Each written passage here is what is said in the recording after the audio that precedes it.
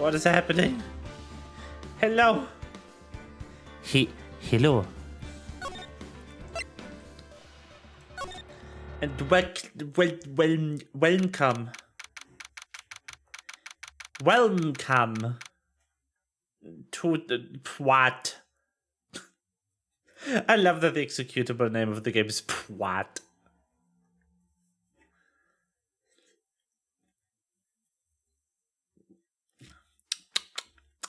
Hello. Right, this guy. It's been a hot minute. Let me remember the voice I did for him.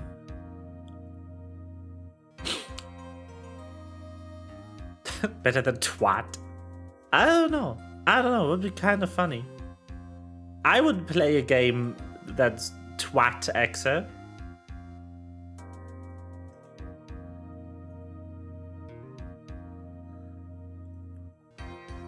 I would play that.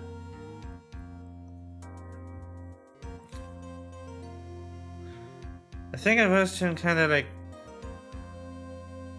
I mean, he's a dude, bro. So,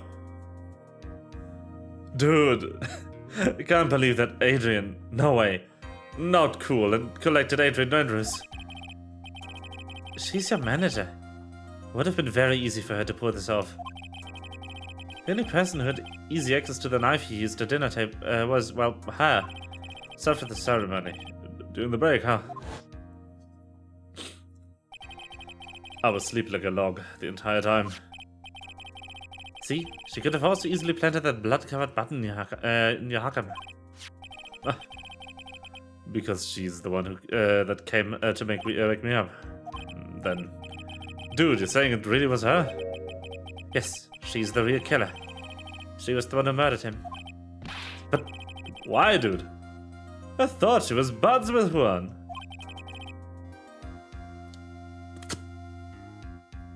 Yes. What? Also, no. Nope, I'm not. I'm not playing Pwatthip. I am playing Pwathip. The T's for trilogy.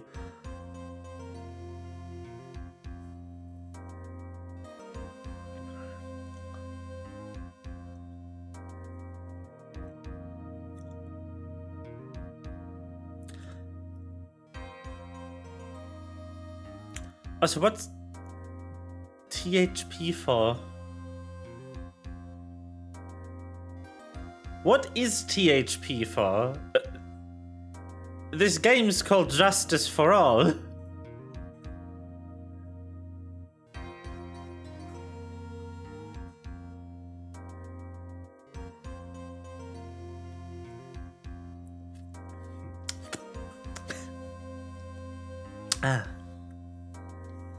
Technically, I'm playing Pwadfa, which is the worst acronym of all time. Also, I drove around a lot today. Snake spent a good 2 hours driving around the city getting shit for the trip tomorrow.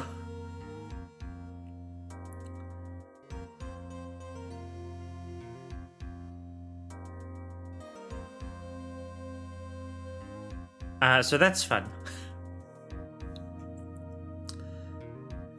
She has her own agenda. Her own agenda? What are you talking about? I'm sure you'll see by the time the trial's over. You'll be alright. I'll get you quitted by the end of today. Get me funny, that's fresh like a spring breeze, okay, Mr. Lawyer Dude? Phoenix. You think her motive is related to Celeste in Pax's missing suicide note, right? Yes. Miss Andrews depended on Miss Impax and her strength and reason to live.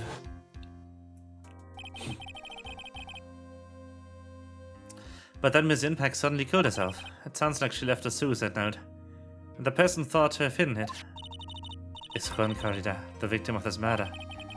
And that's why I think that Miss Andrews got close to Miss Corrida. All to get the suicide note back. That sounds plausible. But one thing bothers me. What?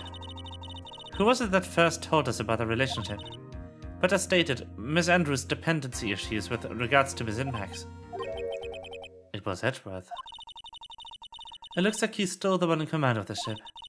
Don't let your guard down yet.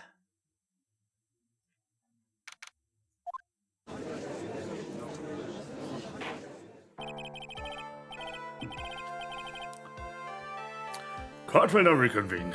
Now then, Mr. Edgeworth, if you please. The prosecution calls the witness subpoenaed by this court. Miss Adrian Andrews, the person who discovered the crimes in Miss Juan Corrida's room.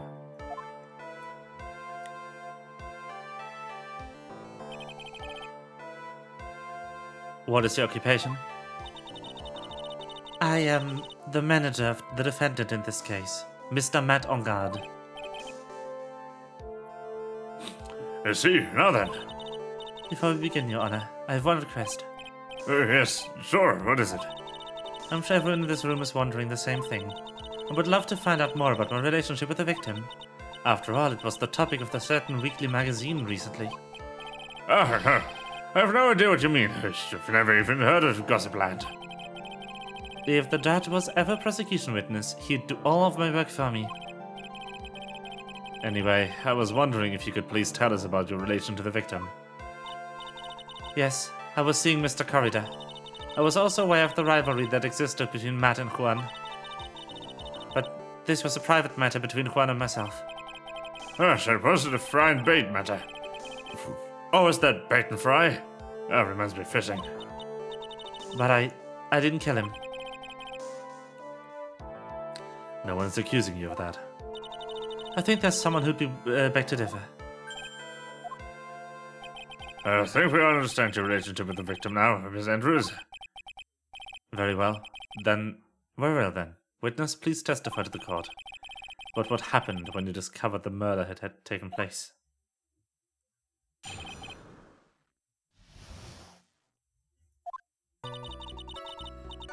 It was time for the show to start, so I went to get Matt from his room. After that, I went to Juan's room. And there was his dead body. I was in shock. What I saw was naturally the exact same scene as in the crime scene photo. I felt as though I was about to faint, so I poured myself a glass of juice.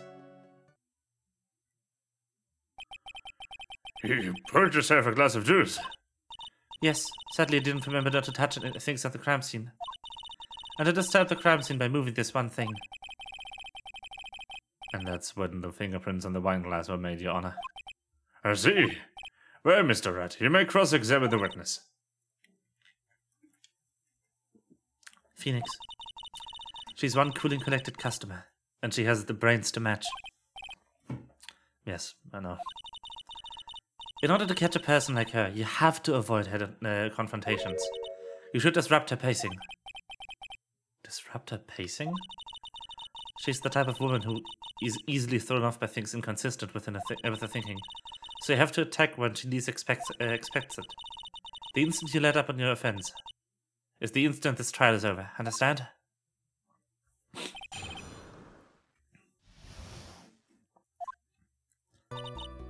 Alright. Let's go! And what was Mr. Ongard doing at the time? He was taking a nap. He was worn out from his mini performance during the Nico Samurai during the ceremony. Mr. Ongard didn't say he was taking a nap.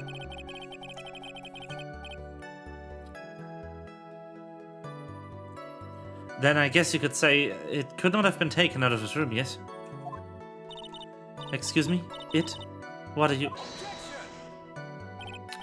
Right, I thought our years of school would have taught you how to construct a sentence.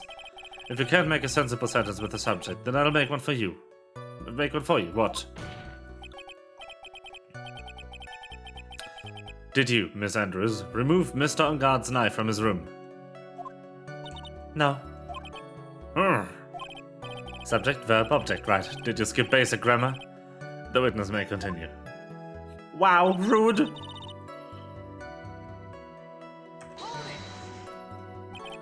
And why did you do that? As a friendly gesture. Who wants to make an appearance with the other heroes? So the show was supposed to be a show of friendship, huh? Is that the only reason? I beg your pardon? What are you implying? You had a certain goal in mind when you started to get close to him, correct? So perhaps you had more personal matter to discuss with the victim. Sorry, but I didn't have any such intentions in mind at the time. Can't get you to talk without a strong piece of evidence, I guess. May we continue now? Witness. What did you see when you got to his room? You were in shock. What? Wasn't that supposed to be? Miss Andrews is a very calculating person. Despite how close they were, I doubt she had romantic feelings for Mr. Corridor. Anyone randomly stumbling upon a dead body would be in shock. And you can't seriously expect that a young beauty like her would not be shocked. Somehow I don't think beauty has anything to do with being shocked or not. I see. What I saw was naturally the exact same scene as in the crime scene photo. I felt as though I was about to faint, so I poured myself a glass of juice. It doesn't sound like there's any glaring contradictions in her testimony just now. I warned you earlier that she's not cracked so easily. The only way to make her is to keep on the offensive and not let up. Yep.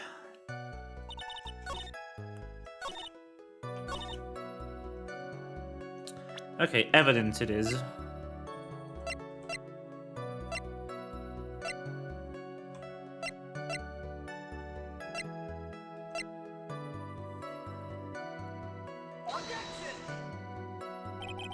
Nope. That's not what I want.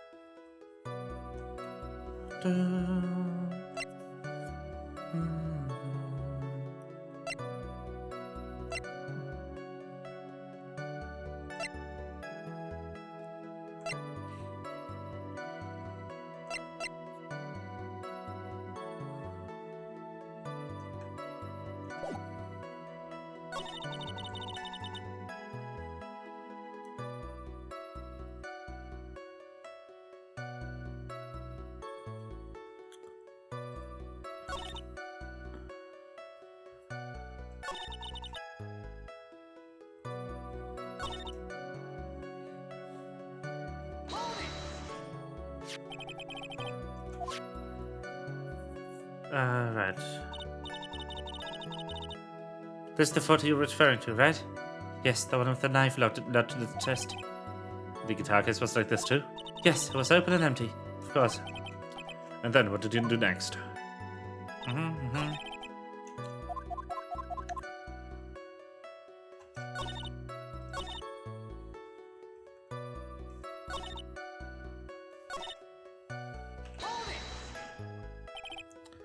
Juice? Yes. There was a bottle of tomato juice on the table, so I helped myself. But you didn't drink any of it, did you? Huh? There were no lip marks left on the wine glass to suggest that anyone drank from it. I wasn't feeling terribly great, so I set the glass down, without drinking it. Miss Andrews, I would like to confirm with you one more time. When you discovered the dead body of Colin Corridor, you were in great shock. And that's when you poured yourself the glass of juice, correct? And what of it? My mind really was a complete blank at the time. Your mind was a complete blank? I didn't think that was possible for you. Aren't you rude today? I was so dazed that I made one careless mistake. That one thing. What one thing? Never mind. No big deal. What was he starting to say just now? Miss Andrews, I'm convinced that, as you said, you made a mistake at the scene of the crime. What I really want to know is what this mistake was. Actually, so would I. I'm sorry. It's kind of embarrassing. When I set the glass down on the dresser, I accidentally knocked the flower vase over. Flowers? Are you talking about the one on the floor in the crime photo? This mess of glass shards. It was originally on top of the dresser, but when I bumped into it with my elbow, it fell into the guitar case. Why did you withhold such important piece of information? I'm sorry, I thought that since the crime scene was already in disarray, that people would simply assume the vase was just another part of the mess. It looks like yet another fact has come to light here. Please add this and anything else you have to reveal to your testimony. I'm sorry, but I have nothing more to add. I didn't touch anything else.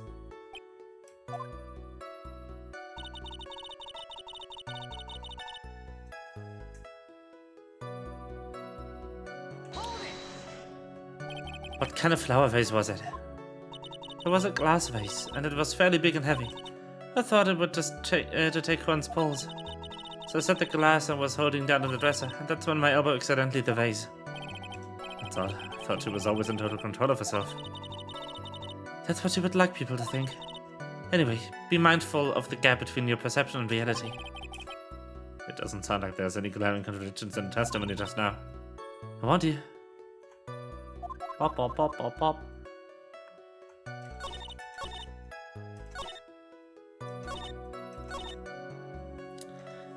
But that makes no sense. There's only a bit of water on top of the lid. If the guitar case was already open when you entered the crime scene, that wouldn't have happened. Present.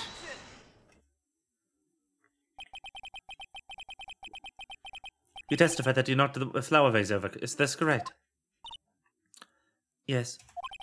And are you sure it fell on the guitar case? Is there some problem with what I said? It's not some problem. It's a major problem. It's true that on the top of the guitar, the top of the guitar. Words. It's true that the top of the guitar case was wet with water. However, that's exactly what is so strange. Miss Andrews, you testified that the vase fell on the ground of the guitar case. However, if that was true, the case should have gotten wet on the inside, not the outside. That's very true. Furthermore, there's one other strange thing about this guitar case. What is that? Let's take another look at the crime scene photo.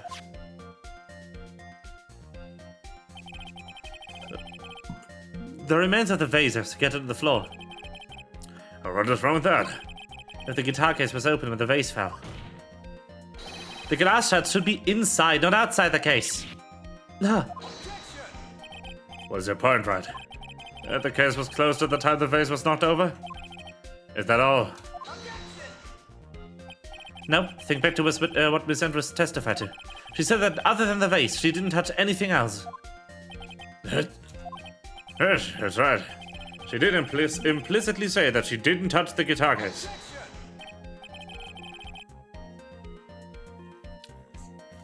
But this whole matter with the guitar case is at an end. The bright red guitar was found at the studio. It has no bearing on this case at all. That may very well be, however. The empty guitar case does seem to have no relation to the case, doesn't it? Oh, it seems that there's no deeper meaning to the guitar case. Well, Mr. Wright, do you think we need to hear more details about the guitar case? Yes. The empty guitar case. I believe this is a crucial piece of the puzzle. I can't believe anyone would reach for straws like this, but it's you. I can't believe I'm doing this either. Alright, follow along, for now. Miss Andrews, please testify to the court about the guitar case. Yes, Your Honor.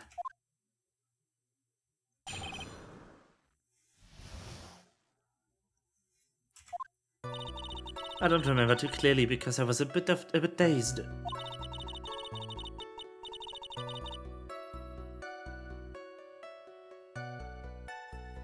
I suppose I must have opened the guitar case after I knocked the vase over. Not a big deal though, right? The case was empty after all. As for why I opened the case, even I don't know. It looks like this wasn't really a very important point. This wastefulness is such a familiar feeling by now that it's almost comforting. Anyway, I'll just go ahead and start the cross-examination. Using any way to change the topic, a convenient escape for a weak man. What is this relationship drama between Edgy and Phoenix?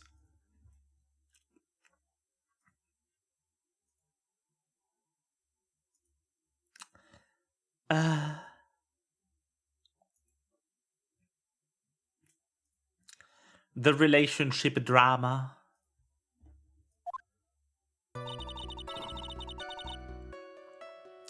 I don't remember too clearly because I was a bit dazed. I suppose I must have... Let's just hold everything. During your testimony, just how did you remember those events clearly in your mind? Well, you see... Are you sure you are the one who opened the guitar case? She's waiting for someone to tell her if she should answer or not. Sounds like her dependent side has taken over. Where was Andrews? Yes, it was me.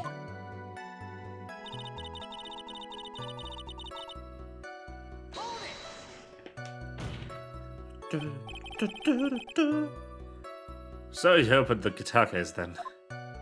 Yes, well, maybe. Why did you open the guitar case? Huh? Miss Corrida's dead body was right there in front of you, wasn't it? I would think that first thing you'd do is call for help, not open the guitar case. As the witnesses said multiple times, when she found the dead body, she was dazed. Maybe I was curious to know if the bright red guitar was alright or not. I thought maybe the criminal took it. Why would she care about the bright red guitar? But getting back on topic.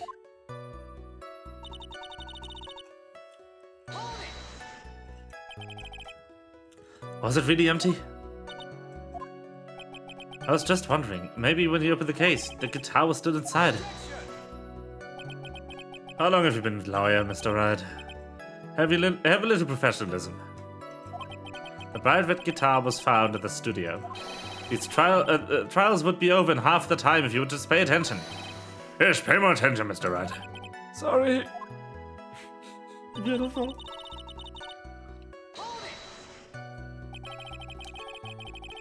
Was that because you were shocked and dazed at discovering the victim's body? Yes, that's probably it. I'm not going to get anywhere if I continue pressing it like this. Any way to make her talk with evidence, I guess I should give it a try. Come on, Phoenix, we can't afford to let her now. Wasn't planning on letting her, but she's at her weakest now, so this is a chance. Yeah, we had a weapon to hit her with. I'm sure weapon is hiding somewhere in the court record, waiting to be found.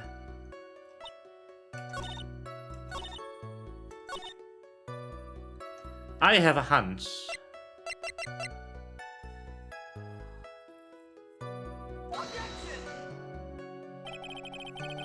Okay.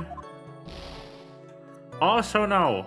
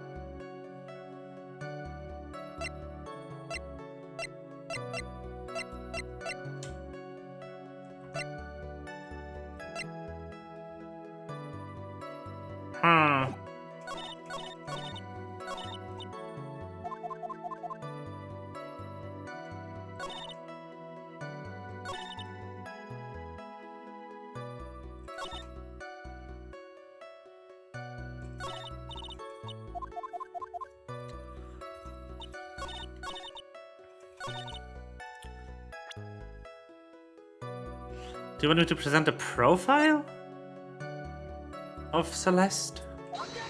No.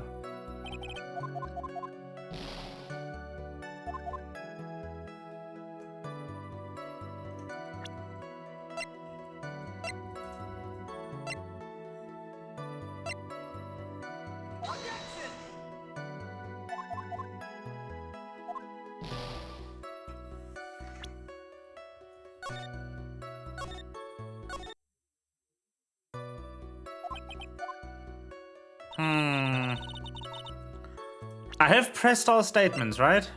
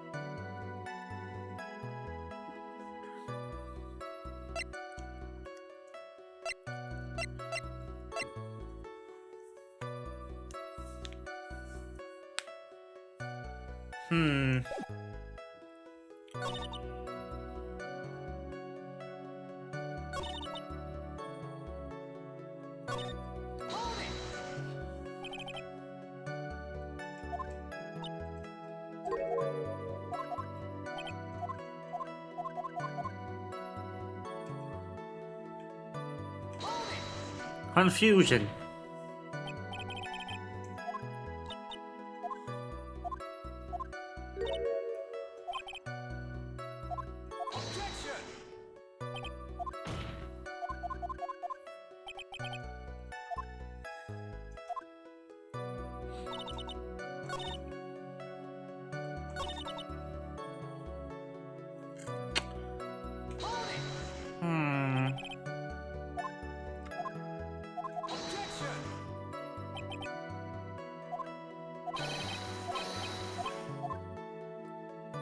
Yeah, I have pressed all of them.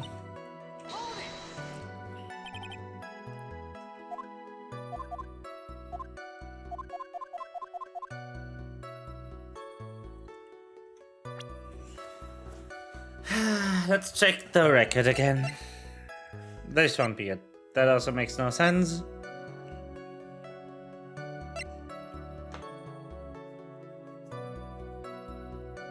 The tablet article.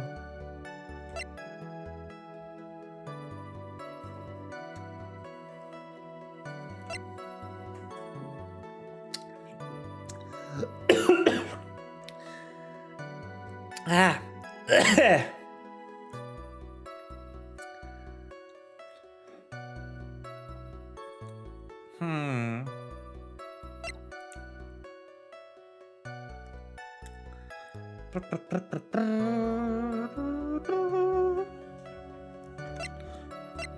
I don't know.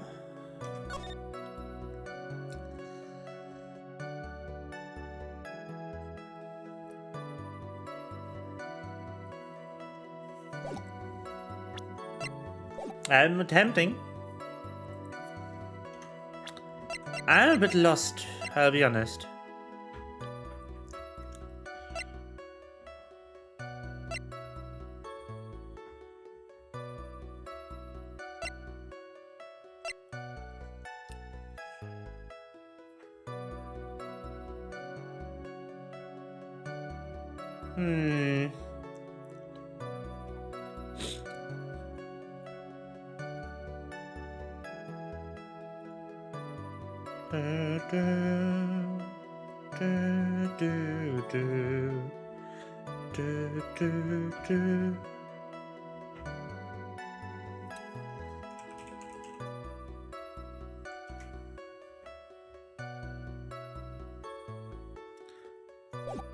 Don't remember too clearly because I was a bit dazed. Suppose I must have opened the case after knocked the vase over.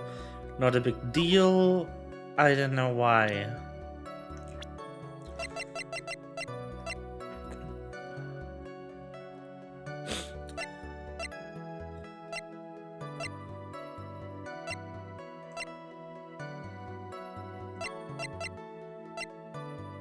Huh.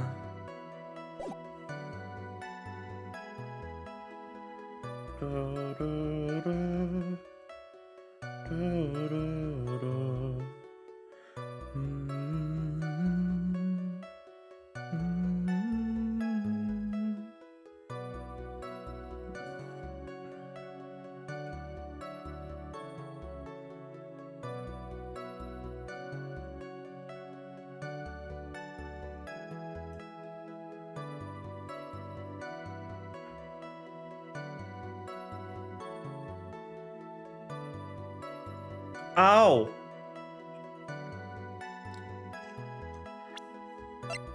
Oh.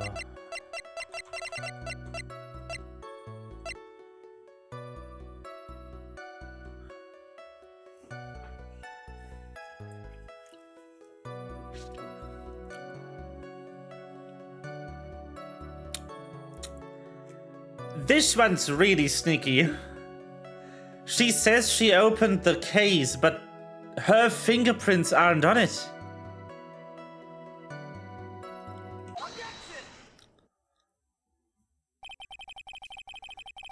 There's no way you were the one who opened the guitar case. Why would he say that? It's elementary, my dear. Because the only fingerprints on the guitar case are those of the victim. Ah. Where is it, Miss Andrews? You shouldn't assume that I must have left prints in the case just because I touched it. What do you mean? What if I were to tell you that I was wearing gloves at the time? Gloves? Why would you be wearing gloves at the time? It was the night of the award ceremony, so of course I dressed up for the occasion. Yes, now remember. I'm almost sure I was wearing a pair of thin gloves. Oh, I see. Well, Mr. Wright, it seems the witness was wearing gloves that seen the crime. That's strange. You're wearing gloves. Isn't that a little bit strange? Why is that strange? Do you have something that would prove I was not wearing gloves at the time? I do indeed. The glass. I have your proof right here. This wine glass. The wine glass. You left your fingerprints very clearly on this wine glass. Ah. Even if you took your gloves off when you poured yourself the glass of juice, wouldn't you think it was just a little strange? That you put your gloves back on just to open the guitar case? Ah! The glass has exploded? What the fuck?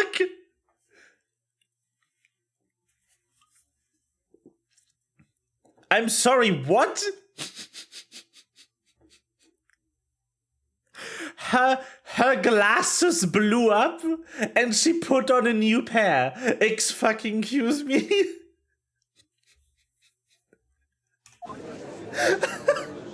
Talk about wardrobe malfunction. Order! Looks like you hit the nail on the head this time. What do you mean? I believe that guitar case plays a very important role here. But it's just an empty case. I wonder if it was really empty, though. But the Wright guitar was in the studio. Phoenix, drop all your presumptions. What was in the guitar case was not the bright red guitar. You don't mean it was a bright white guitar? Wait, that's not right either. Alright, but it would be unnatural for someone to do that. So the witness are not wearing gloves, despite the fact that on this the case. Your Honor, this is obviously defense's usual misdirection tactic at work. Steer the court towards an unrelated topic, and lull us all into this as misguided. No, Your Honor. Please recall that Miss Andrews had testified that the vase fell onto the guitar case, which means that the case was closed when the crime took place. However, it is wide open in this photo of the crime scene. I'm sure this guitar case has some relation to the murder. If you are so sure, right, then I'm sure you can somehow substantiate your outrageous claim, correct? Please enlighten us as to why the guitar case has anything at all to do with this murder. Can you do that, Mr. Wright? Well... Fucking can I? I don't know. Let's suppose for a second that the bright red guitar was not the only thing that could have been in the case. The bright red guitar not being the only thing? You don't mean to suggest that bright black guitar was inside the...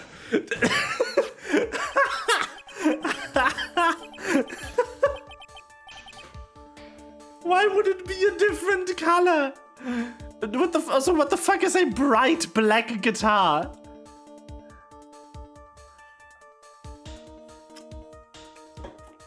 So you intend to push your theory that the case was not empty, is that it, right? I wouldn't say something I didn't intend to prove. Deflate that head of yours. You haven't proven anything yet. Now then, let's have it. What was inside the case at the time of the murder?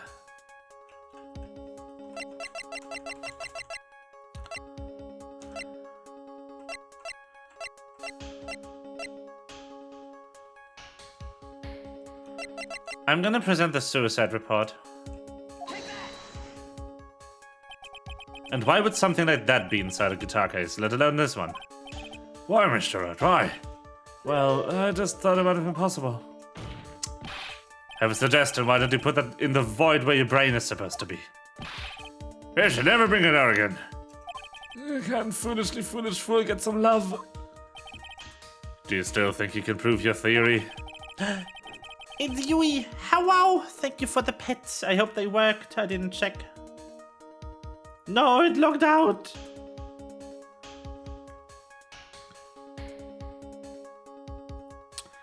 There we go. The pets have been repaired. How are you?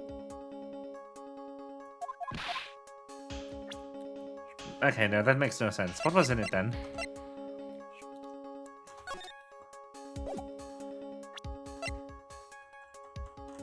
Boop.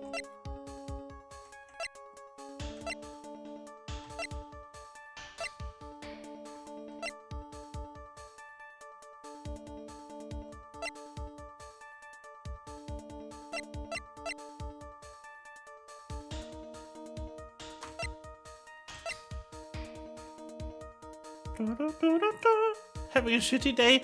No.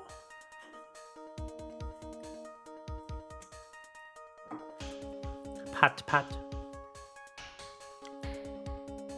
I'm doing okay. Spent a lot of time driving today, though.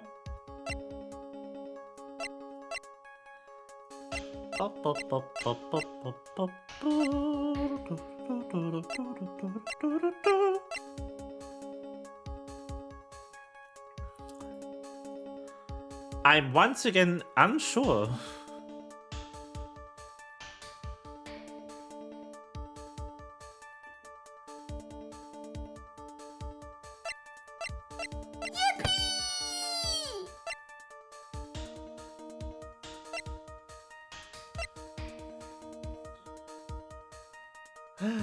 Pat, pat.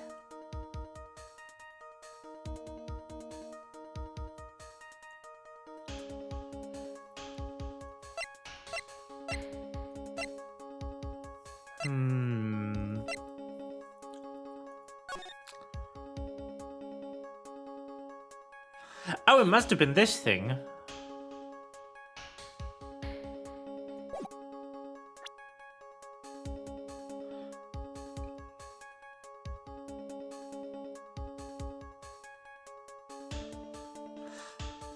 Right, right.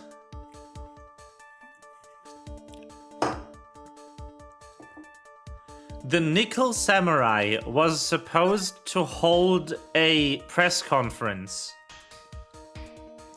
where he was going to confess something, but our client didn't know about the press conference. So what if this Nickel Samurai costume was brought by the victim?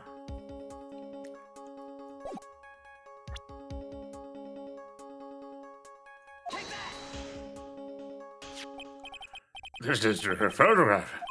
Yes, but what's important is what's in that picture, Your Honor. In this picture? It doesn't take a genius to see what I mean. What I'm proposing is...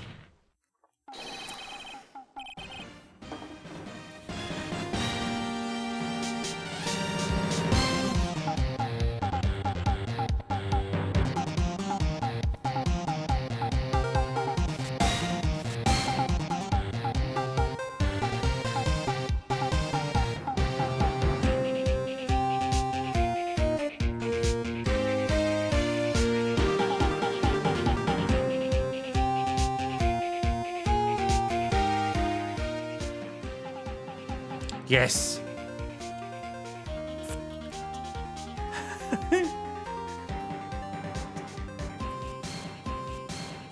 This music is too good.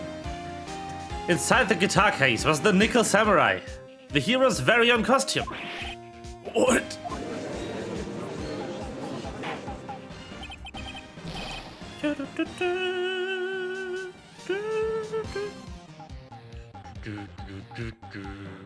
Mr. Wright, explain yourself. Right, are you saying that the witness opened the guitar case to take out a costume? What insane point would there be to doing something like that? An insane point would be to wear the costume, of course. Miss Andrews, put it on to hide her identity so she could make her escape. After all, you couldn't let anyone see you leave, could you, Miss Andrews? I refuse to accept your theory. Do you have anything to support such a preposterous idea? Just outside the door was an investigative photographer who was starving for a big scoop. And in the end, she managed to get the shot, correct? You mean this photo?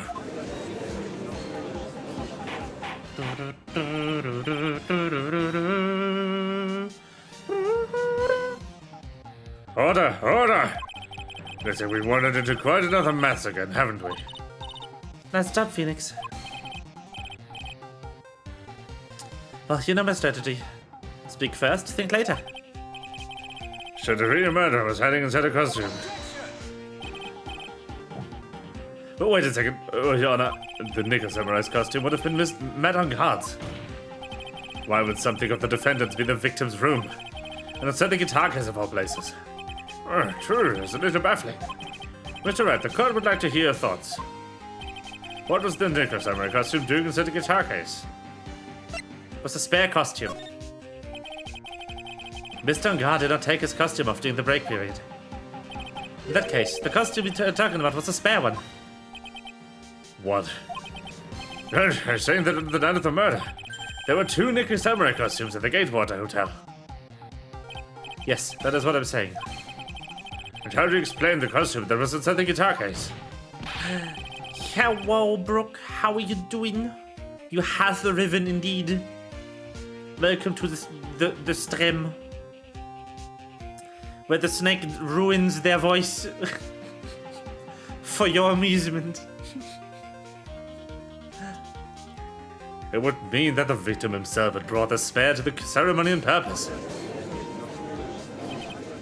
But why? The victim, Mr. Corridor, was a determined ninja. Doing sick but still working. Ah. Oh no.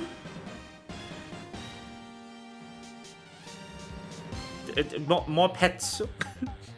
Supply pets to the boyo. Why would you secretly bring the Nickel Samurai's spare costume with them? What could be the reason behind such a peculiar act? And there lies the sticking point. What are you mumbling yourself about now? Have you been rambling all this time without any sense of a monologue? No, I just... Mr. Wright, please explain yourself. Why do you think the victim had the Nickel Samurai's spare costume? No! The dead internet. Yes! Pets! Good! Good! Phoenix, are you sure you can explain this one? Think carefully before you answer, and then answer with gusto. I believe in you. Not. Intermittent.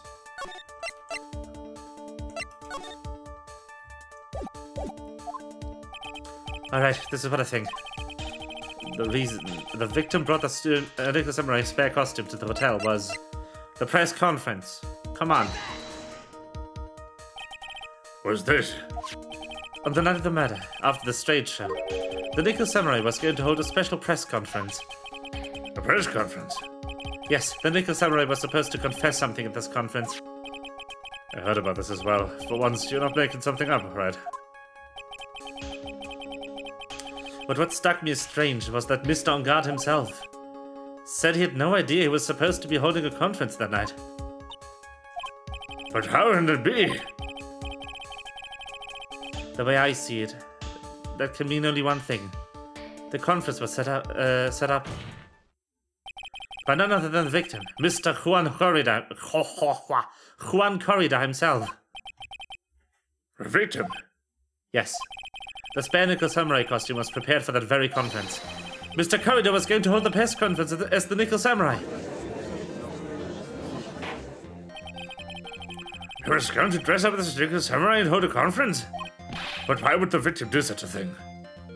I think because he was the Nickel Samurai all along. And Matt on Guard isn't actually the actor they use in the show or something. Something along those lines. I'm 90% sure there's some situation going on where Juan was actually double timing or something. That's something I don't quite know yet. However, what I'm concerned with right now is what he intended to reveal at the conference. The Nickel Samurai was going to confess something.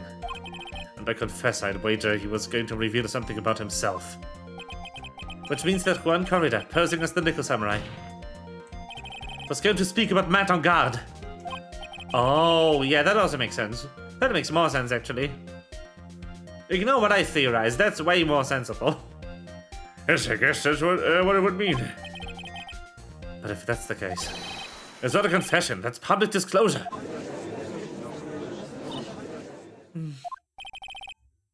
Miss Andrews? I can see why you're pros at what you do. Pardon me. Yes. Just as you say, the press conference was set up by Juan. Miss Andrews, please offer us an explanation for this. I was the one you asked to help set it up. And the person who prepared the second costume for him, that was also me. You? Juan had bet everything on the German Ninja this year. And if he lost the Grand Prix, I can French. If he lost the Grand Prix, he was going to make sure Matt was going down with him. That's why he what he thought anyway. He was going to ruin him, huh? It looked like somehow Juan had in his hands a secret so powerful that it would destroy Matt's acting career had it been revealed. Right? What is it? No! Not the disconnects. I don't know. I should have transcoding. Yeah. What?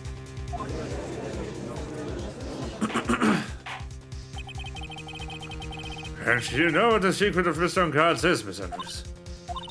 That's something only Juan knew. I don't know what it is.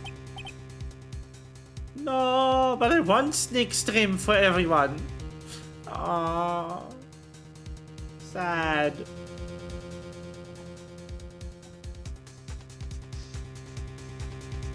Sad Snake. Ah, I see. I've probably been coming off quite suspicious to everyone, but that's to be expected. I've been trying to protect Matt after all. Protect Mr. on Guard. And yet again, another strange bit of truth comes to light, it seems. Everyone donate your internet to Brooke. So the watching is available. Miss Andrews, if you could please tell us the truth about your behavior. Yes, Your Honor, understand.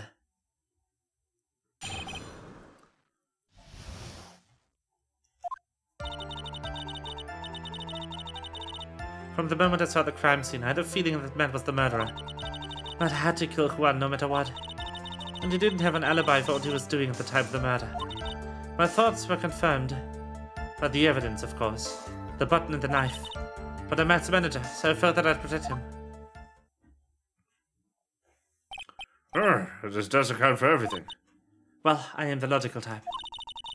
You're finally seeing her true self. She's more nervous than a scared rabbit. If the defense can find no fault with the testimony, I'm ready to make a ruling. Please keep that in mind as you cross-examine, Mr. Wright. Looks like somehow everything has swung the opposite end of the scale again. That just means I have to put my weight on this and turn the logic upside down.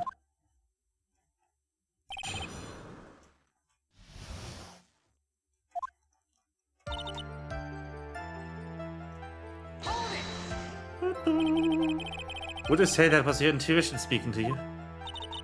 Don't confuse my methods of reasoning with your own. If you want to prove that someone did something to you, you need 3 things. 3 things?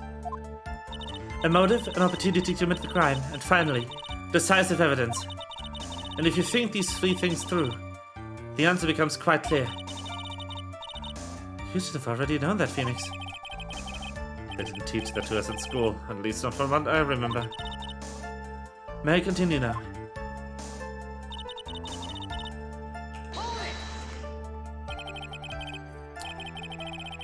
So would you say this need came from the press conference?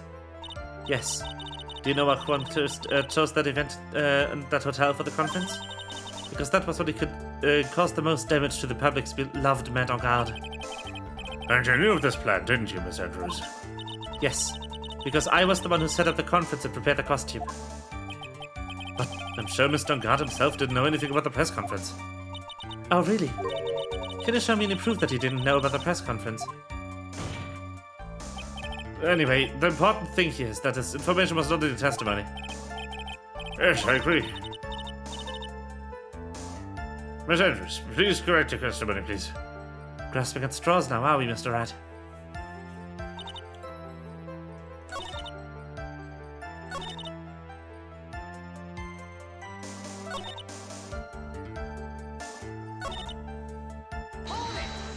Wait, this is the same statement. Has Mr. Dungard done something to hurt or betray you personally? Why do you ask? You are the one who helped Mr. Corridor with his press conference. And that event was supposed to be bring down Mr. Dungard, yet you still left out. The person on trial right now is Mr. Dungard, right? What the witness was thinking helping the victim with this plan is none of your concern. In any case, this means that the defendant had a motive to kill. Why do I keep doing this to myself?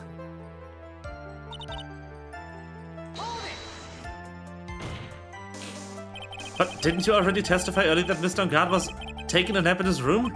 Are you telling me now that that too was a lie so you could cover for Mr. Dungard? I'm not telling you anything of the sort. When I went to get him for the show, he honestly was sleeping. However, as to whether he was sleeping the entire time, that I cannot say. I was too busy setting up the stage at the time. I keep trying, but I can't find no flaws in what Miss Andrews has said. I can't say the same for some people here in this courtroom, however. The judge is glaring straight at me. He is glaring at you, smart guy.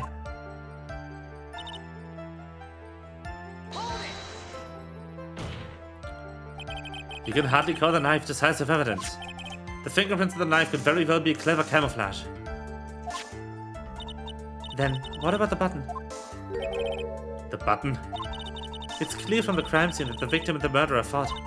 During the fight, the killer ripped the button of the Diamond Ninja's costume. You're talking about this button, correct?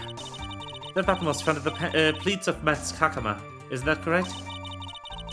I would think that makes it very decisive evidence. Let us hear out fucks again, Mr. Wright. Anyway, the knife doesn't prove a thing. Please fix your testimony. I can't stand the sight of a man who can't gracefully accept his defeat. Thank goodness Mia can still look at me. With an icy stare, yes?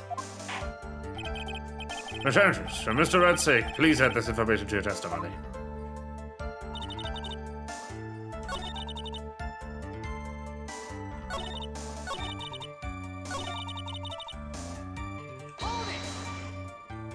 And how do you know that? When the ends of the threads of the button and the costume were matched up, they were found to fit together perfectly, or so I heard. I've heard that before too. But why would Miss Andrews know about this case down to such a fine detail? Don't look at me like that. Just because I'm prepared, you're not. I thought I had her this time for sure. If there's anything to trip her up on, it has to be here. But where and what?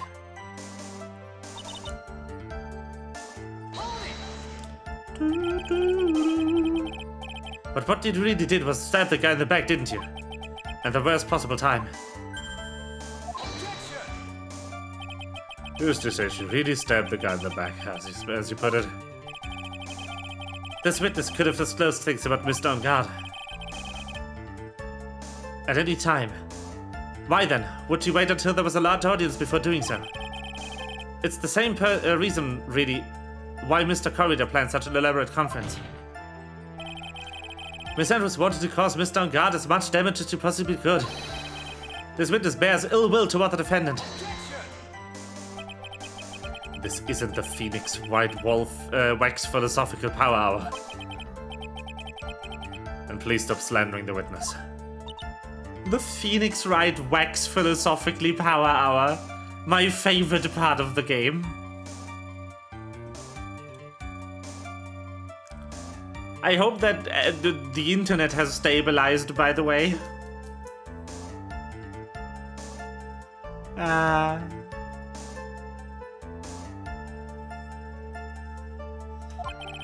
As expected, Miss Edra's testimony seems pretty solid. Really? Because to me it sounded a little wishy-washy. Wishy-washy? It has for now. Yay! Yay! Happy Snick. But I guess we'll see if we press a little more. You should know this by now. But you'll need a strong, decisive evidence to make a talk. Got it, Chief. I'm going to put you down this time, Miss Andrews.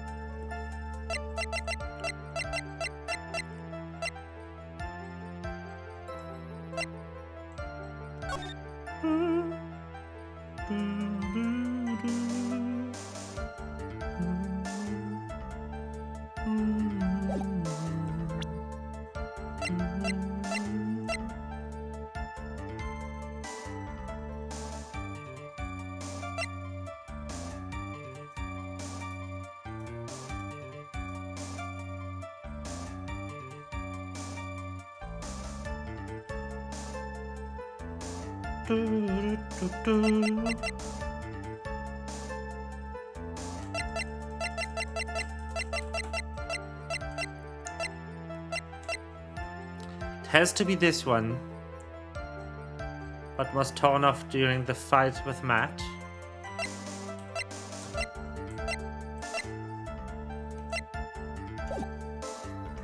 I save. I think the issue is this is really small detail.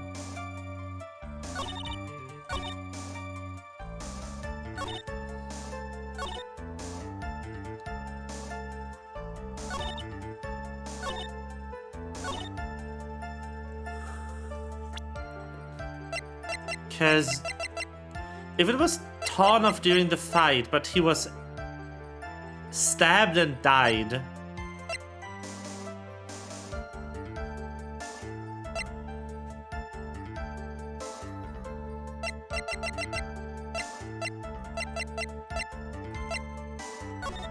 there's blood on it. So it must have been torn off after he died. I'll try the autopsy report. Yes. This is the victim's autopsy report. It clearly states that the cause of death was by strangulation by a scarf. Strangulation? The knife stab to the victim was done after the victim had already died. And what does that mean? Let's examine the evidence. This button is has the victim's blood on it. Which would mean that it was ripped off the costume when? After the knife was stabbed into the victim. Exactly, which means it's impossible that this button was torn off during the victim's final struggle. Because the victim was strangled to death in that fight. That's right, Miss Andrews. There's no way this button was ripped off during the struggle. This button was consciously pulled off the victim's already dead body. Order. What is the meaning of it? What is the meaning of this, Wright? So what if the button was torn off the body after the victim had already died? What does that change? Let me ask you one simple question, Mr. Edgeworth. Why was the button torn off? What purpose did that serve? What purpose? We know this button was not torn off during the fight. So the murderer took the time and effort to purposely rip this from the victim's body. That would mean that the murderer had something in mind, wouldn't it? Mr. Wright, does this mean Does this mean you know what the murderer wanted to do with his button? What was it? Pin the criminal on guard. There's only one logical reason for doing something like that. It was to pin the criminal missed on guard. There's no way anyone would do the bloody button in their own hands. That's right, Mr. On Guard was set up. By the real killer, of course. And the real murderer is... Well, Mr. Wright, who in the world is the real killer then? Finally. I can't believe I managed to bring this trial all the way up to this point. Phoenix, you can't let your guard down yet. Not until the very end. The real killer, the person who planned to frame Mr. On Guard is...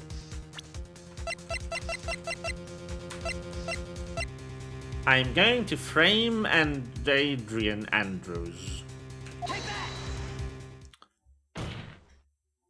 Miss Adrian Andrews, I choose you! You are Mr. Corridor's killer! What is this Pokemon? What? The glass has exploded again. Order! Order! Mr. Wright. It's a very grave matter. Do you have any evidence that supports your charge?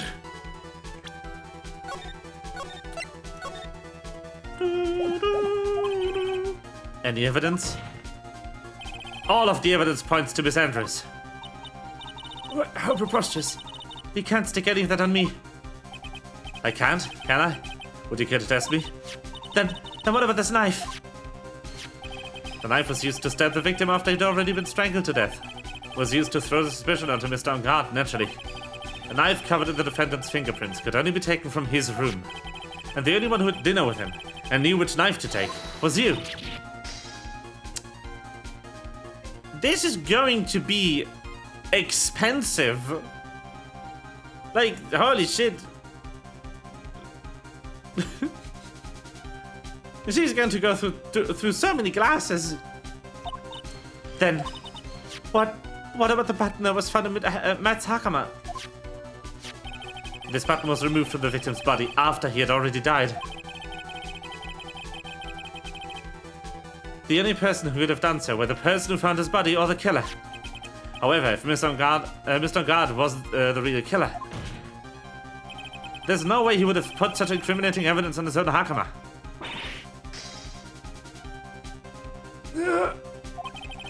The only person who could have put this button into Mr. On Guard's Hakama is the person who wanted to wake him up from his nap, which is you yet again, Miss Andrews. I see. What about the empty guitar case? That's also another piece of evidence that incriminates Miss Andrews. That costume was used to hide the real killer's identity as they fled the crime scene. Now, who could have known that there was such a costume inside the guitar case? It could only have been the person who prevented the costume for the victim. And that person is you, Miss Adrian Andrews. No, But Miss Andrews' fingerprints were nowhere to be found in the guitar case. And it was you who proved that she wasn't wearing gloves at the time. That's right. That's because you did not intend on leaving any prints. If anyone had found out that you touched the case, they would have asked her why. To avoid leaving any prints, she used a towel or something else to open it.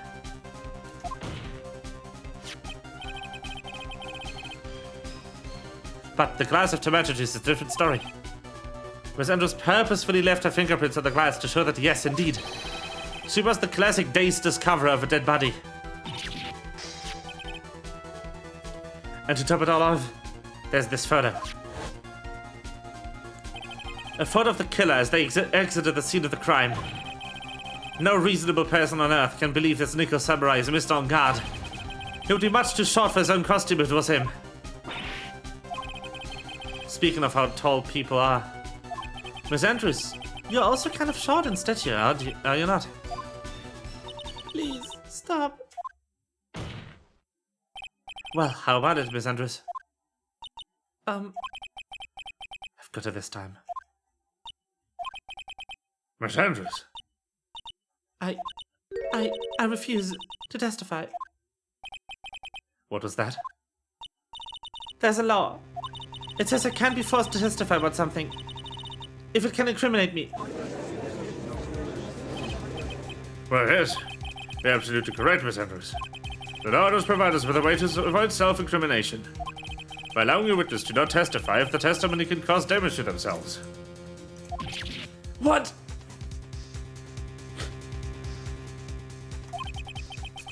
Pleading the fifth is not something most people would think to do in the spot. Actually, thinking back to yesterday, I'm still in God's room. Adrian enters. Yes? Think hard about what you just discussed. Understood? Alright.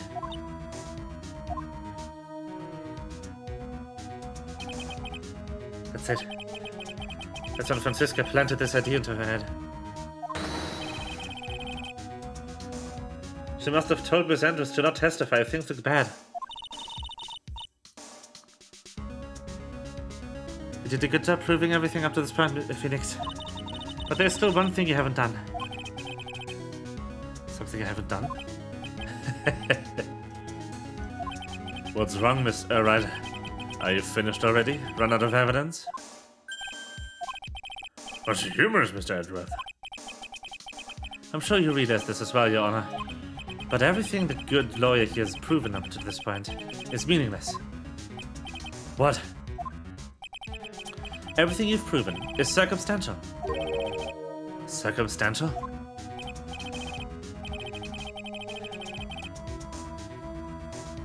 Miss Wright, yeah, because he never hits.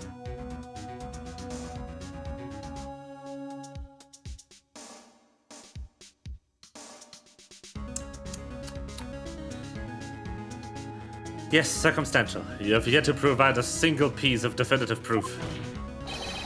Proof that Miss Andrews did in fact harbor a wish to murder Mr. Corridor.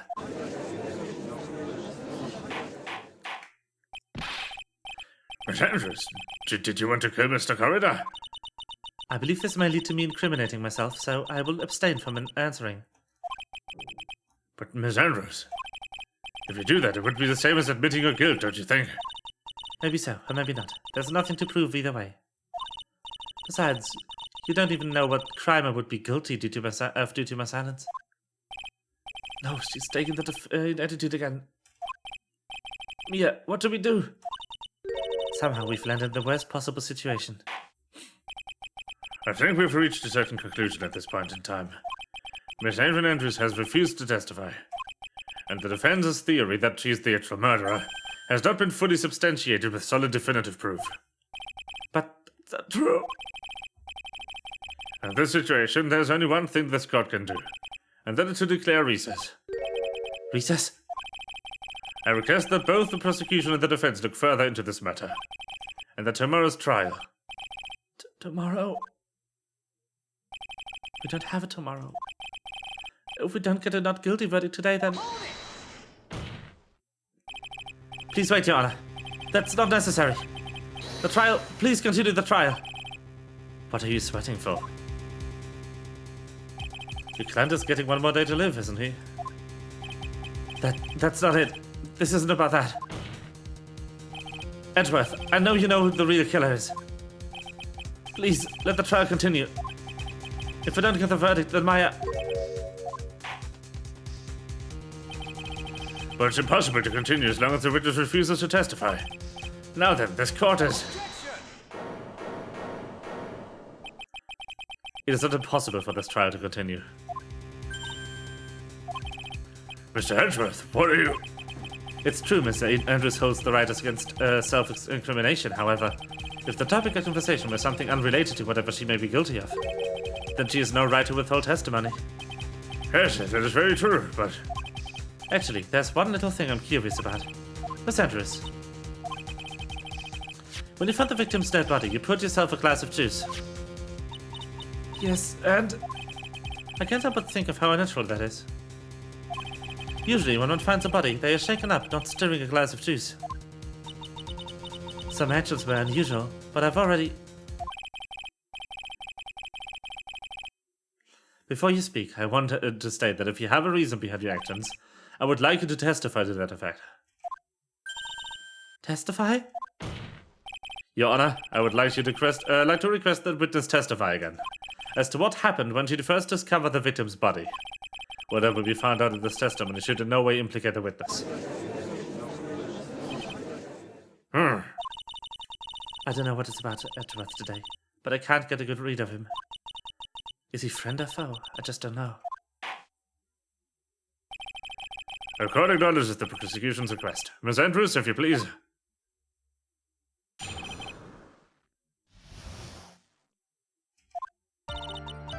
The glass of juice. It didn't really pour it out for myself.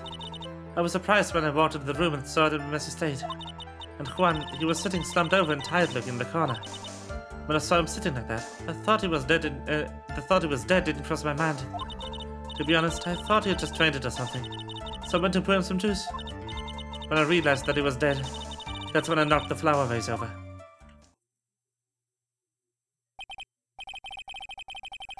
So you poured that glass of juice for the victim. Why didn't you say so in your earlier testimony? I didn't think I needed to include something so trivial. Phoenix, please be careful here. If you can't find anything, there's nothing left. I know. Edward, what the heck is going on in the brain of yours? Now then, Mr. Wright, you may begin your cross-examination. Cross-exam time. Let's go.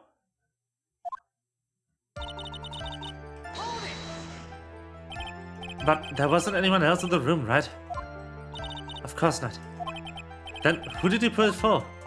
Mr. Wright, there's a rhyme and reason for everything. Can I wait just a little longer for it to be revealed to you? In other words, Wright, be quiet and listen. Precisely. I couldn't have said it better myself.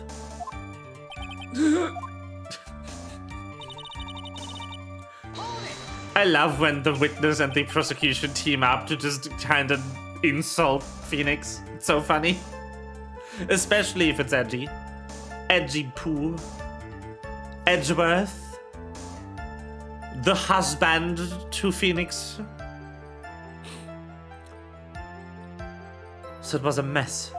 Are you sure it was a messy because you fight with Mr. Corridor?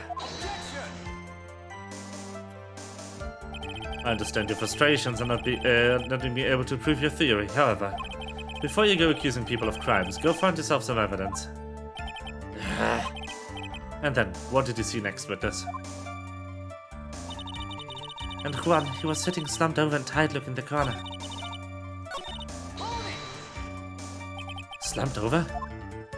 Yes, he was just sitting there with his head tilted forward, eyes closed. He really looked like he was sleeping. Is it just me that right there's a little odd?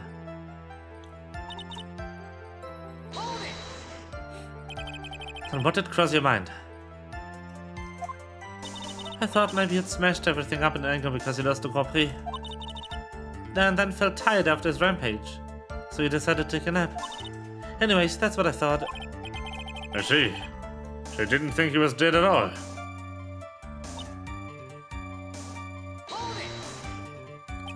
You thought he fainted? I thought he was asleep at first. But then the room was in such a messy state. I thought maybe he'd gotten into a fight with someone. And that's why you went to pour the glass of juice? Yes, he always has a hard time waking up. So Juan always has a glass of tomato juice to drink. Oh, I see. And after that, what happened next? When I realized that he was dead, that's when I knocked over the flower vase. And how did you come to realize that he was in fact dead? I shook him over and over, but never got a response. So I set the glass down on the dresser and tried to take his pulse. I was shocked and staggered backward. And knocked the flower vase over, so that's what happened. Yes.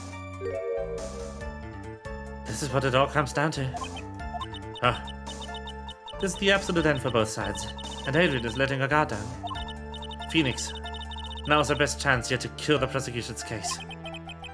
Is that a bit harsh, Miss Andrews? Will you tell us the truth this time?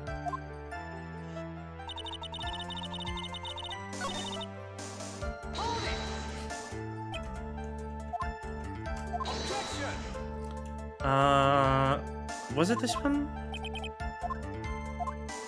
That was the next one. Press. With his head tilted forward, eyes closed. That's odd. Is that the crime scene photo? Yeah.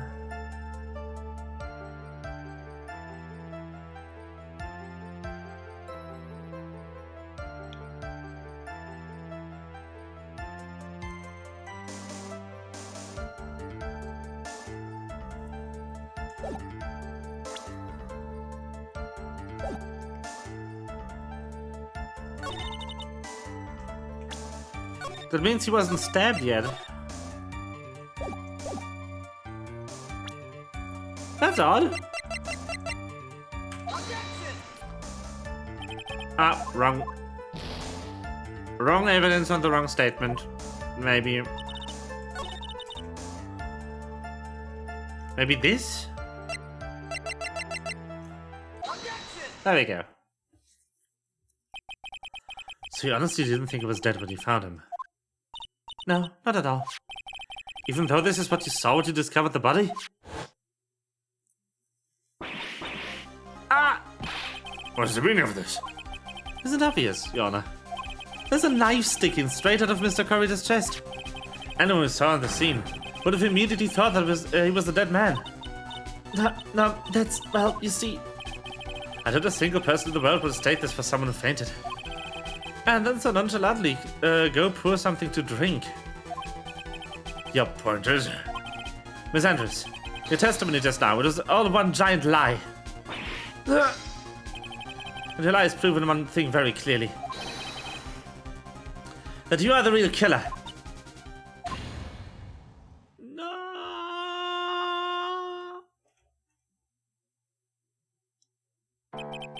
I said the defense has somehow brought the ugly truth to light.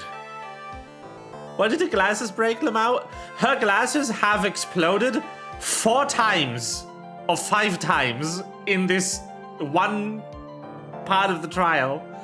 She went through like a cool 1,500 euros of glasses in the matter of what must be like 30 minutes.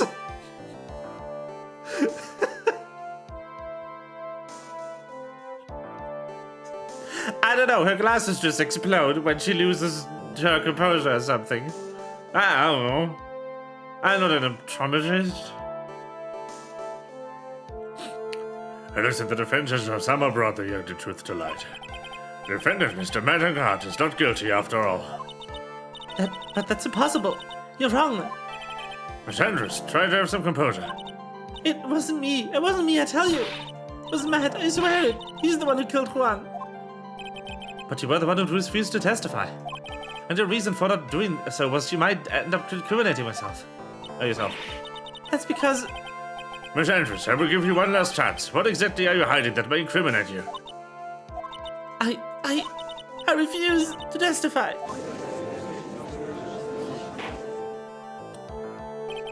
And there's no need for this court to continue any further. Mr. Madangard's innocence has been clearly demonstrated. Is it over? Have we found the truth at last? What's wrong, Phoenix? Usually the real killer confesses his or her guilt. And now that I think about it, this is the first time someone hasn't...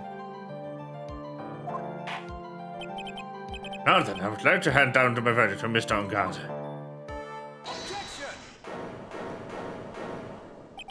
Your Honor, the prosecution feels that it would be premature to pass down a verdict at this time. What? The reason is quite simple. This witness is here to speak the absolute real truth. The absolute real truth? What are you... Witness, don't you understand yet? Huh? I don't know who planted this silly idea in your head, but as long as you protect yourself through your silence, Madame Garde will go free, and in its place, you will become the guilty party. That's a lie. I don't believe you. What? I was told if I spoke, then it would be all over. I might never be declared guilty. What in the world is she talking about? Has she lost it? I can't speak about it. I'm too scared. It's Franziska von Kramer. Huh? Did you remember, Phoenix? Miss Andrews lives by gripping tightly onto the worst of another. Because she doesn't have the strength to believe in herself. Then, right now, Miss Andrews is.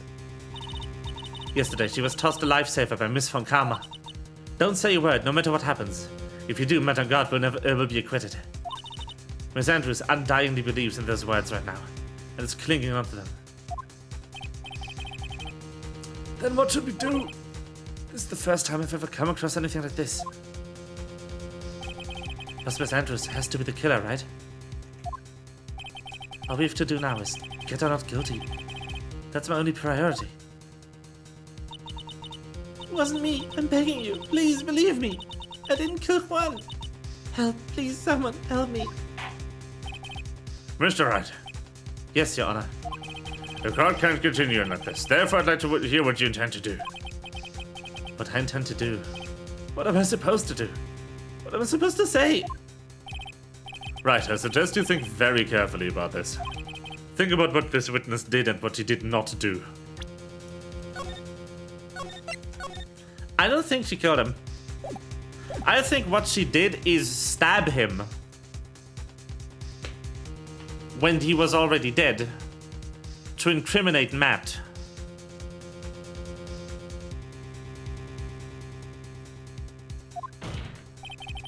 And think about who the real mastermind behind the crime is.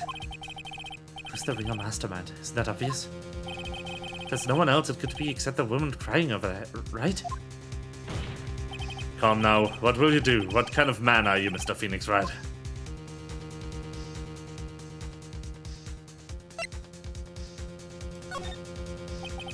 I have to win a complete acquittal today. There's no way around that. But I can't bring myself to do it like this. Not when she's making a face like that. Miss Andrews? I would like to know what you're really hiding. Mr. Wright, are you sure you know what you're doing? Sure, Mr. On Guard would get an acquittal, but in his place, he would be found guilty. Is this how you really want this trial to end? Be quiet. How dare you? You're trying to trick me. That's enough. I commend you for trying, Mr. Edgeworth. However, it's clear that the defense theory is the truth. You're wrong.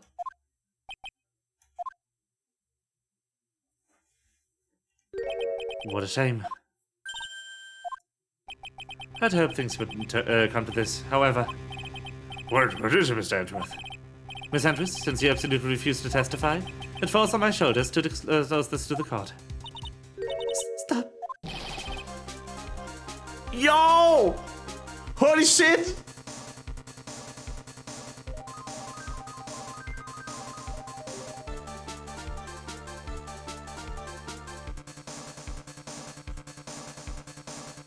Edgeworth gets his own victory theme? What? Mr. Edgeworth? There's a witness. How should I put this? She has an illness. What? And because of this illness, she has tried to commit suicide in the past. Stop. Please stop. No matter how much you want to hide it, it's no use. I have the evidence right here. That's It's the second part of the suicide report. The attempted suicide report. Yeah, that's what it is. What will you do now, witness? You know what I'm about to do, don't you? I will now reveal to the court the true nature of this pitiful woman known as Adrian Andrews. The secret of her dependent nature. Having other people know about it scares her more than anything else in the world. Please stop. I beg you. If people find out. If people find out, I'll. If you're going to say you would choose death, that's of no concern to me. Edgeworth, how can you be so cold? However, before you die, I will put the truth in your still breathing lips. No matter what I have to do. So will you tell the court yourself or shall I? Either's fine with me. I'll talk, but please help me. Nothing matters anymore.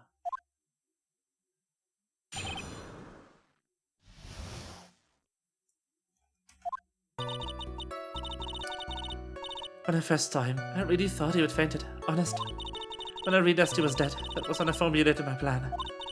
Once I made sure there was no one in the hallway, I made a dash back to Matt's room. And then, I stabbed Juan's dead body with a knife and ripped off the button. Just when I finished and was returning to Matt's room, I had a bit of an inconvenience. And that's why I ended up using the Nickel Samurai costume. Stabbed the body with a knife? But why would you do that? Isn't obvious? To pin the blame on a certain person. A certain cowardly man. What do you mean by all of this? It might take this court a little while to understand, but this is the truth. The real killer is Matt. The scumbag of a man. I'll never forgive him. He's trying to escape this guilt again. Just like last time. Last time? So Miss Andrews stabbed the victim, Juan Corrida, in the chest with a knife. However, she didn't do it with the murder in mind. She did it with the intent of framing Matt on guard for the murder. And this is her crime. What? How's this possible? I mean, wasn't Miss Andrews supposed to be the real murderer? Mr. Wright, please get over your shock and commence the cross-examination.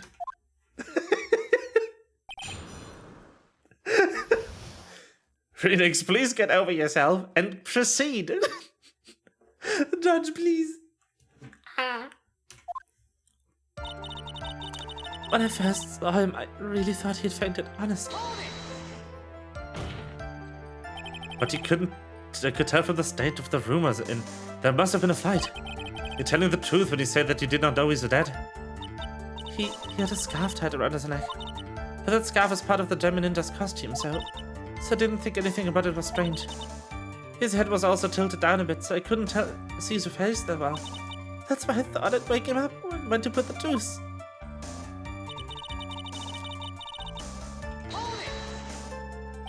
What is this plan you had? I knew right away the murderer was Matt. I knew because Juan, he was going to expose Matt's weakest weak point in the world. So Matt did this to stop Juan and silence him for good. That's when I thought I should force some evidence to pin this crime on Matt. So the forged pieces of evidence were the knife and the button. The first thing that came to mind was to plant the knife. That was so you could use the knife, right? The knife Matt used at dinner had his fingerprints all over it. I thought if I used that then, the police would certainly turn their eyes toward him. Matt was napping with his costume on at the time. I slipped in, took the knife, and returned it to the scene of the crime. And then I stabbed Juan's dead body with a knife, and ripped off the button. Just when I finished and was returning to Matt's room, I had a bit of an inconvenience. Oh, whoops.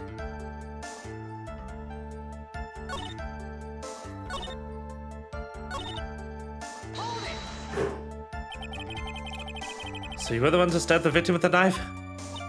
It gives me goosebumps to think about it now. What a horrible thing I did. But at the time, I couldn't control my own body. It moved on its own. Then when I stabbed Juan's dead body, I suddenly realized something.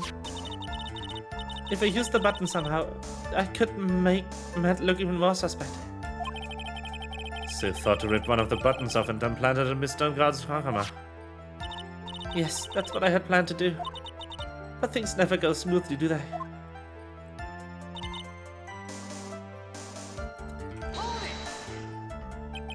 An inconvenience. There was a woman with a camera at the ready, loitering in the hallway.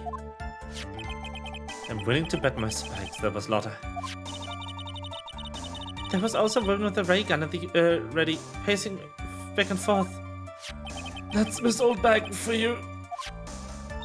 I had already been caught and made into a big scoop for a certain weekly tablet once.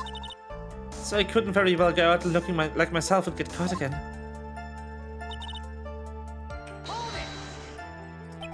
You were the one who prepared that costume, weren't you?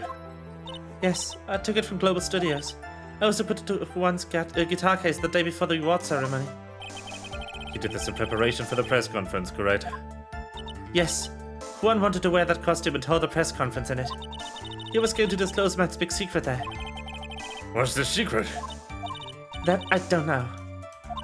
Anyway, I thought that if I were to leave Juan's room in the Nickel Samurai costume, then people would think that Matt was the real murderer. I was very careful not to leave any fingerprints when I opened the guitar case. I absolutely did not want anyone to know about the costume. I think we've heard enough. So, after that, you went back to Mr. Ungod's room and planted the button. Into Matsakama, yes. After that, I folded up the costume I was wearing and put it into a bag. Then I snuck out of the hotel and got rid of it. My word, what does all this mean? Mr. Edgeworth, is it? The real criminal is Matt on guard. Yesterday, that woman prosecutor sat me down for a talk. Franziska, huh? She said that I should under no circumstances confess what I had done. That if I just kept my mouth quiet, then Matt would be found guilty for sure. I had no choice but to believe in her words.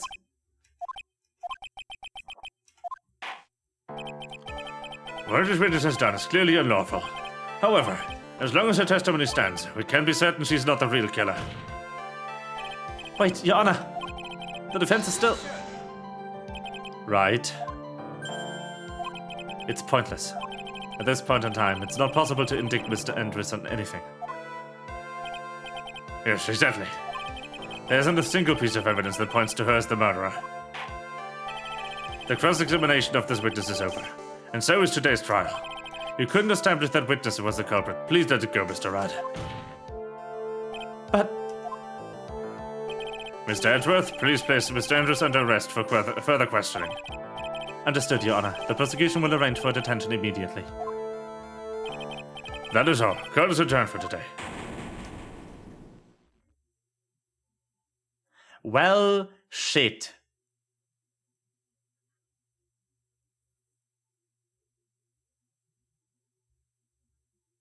Phoenix. Today's trial is over. I didn't win an acquittal. Witness, would you mind if I asked you something? Edgeworth? What is it? Before you leave court today, I wondered if I might look at one thing. The card in your hand. It's had my interest for quite some time now. What exactly is it? Oh, this? Mr. Red also asked about this. Yeah, Rip Meyer. Although I didn't remember at the time you asked me about it, Mr. Red. I remember just now. I found this in the room that day. The room? That day? Yes. I found this card when I discovered Juan's body. It was lying there, right next to him. You found that card next to the victim's body? I suppose I must have unconsciously slipped it into my pocket. But it's not as if this card is in relevance to Juan's murder, right? Yeah, I guess not. But it's still a strange card, if you ask me. But as far as a clue to this case, I don't see why. Witness, that card! Give it to me, hurry! Edgeworth? Do you have any idea what is stupidly yet inadvertently done? This, I can't believe you hid this from me all this time. I didn't mean to. What is this all about? I've never seen Edgeworth so emotional before.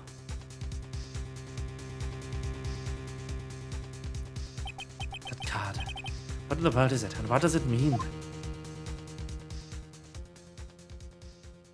I believe this is a calling card.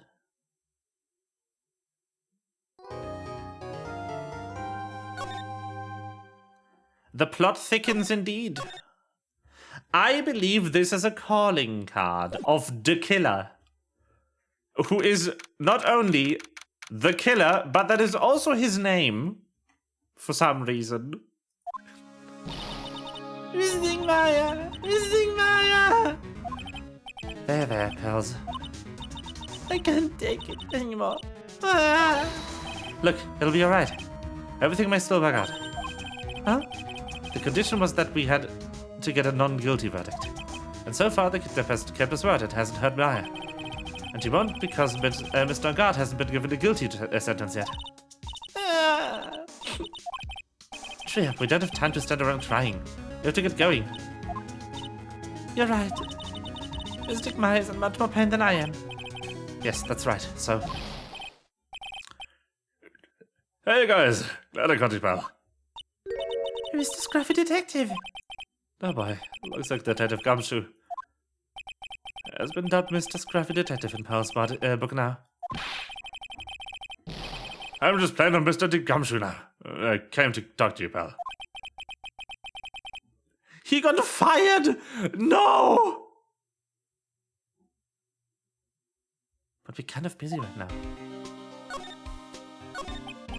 So what are you going to do from now on? What do you mean, pal? Well, you've been fired, right? So you have a new job lined up yet? Oh, that. What I'm supposed to do, pal? I don't have anything coming in, at all until my next payday. What are you talking about? You don't have another payday. I guess that means I'm just gonna have to work here at your place, pal. Say what? You'll be searching for things that will prove Mr. On Guard's innocence all day, right? Well, yeah. So yeah, I'm going to help you, pal. I got lots of experience investigating and watching over people's places. I'm good at making really simple deals, pal. I'll take care of it all. Not again! Yeah.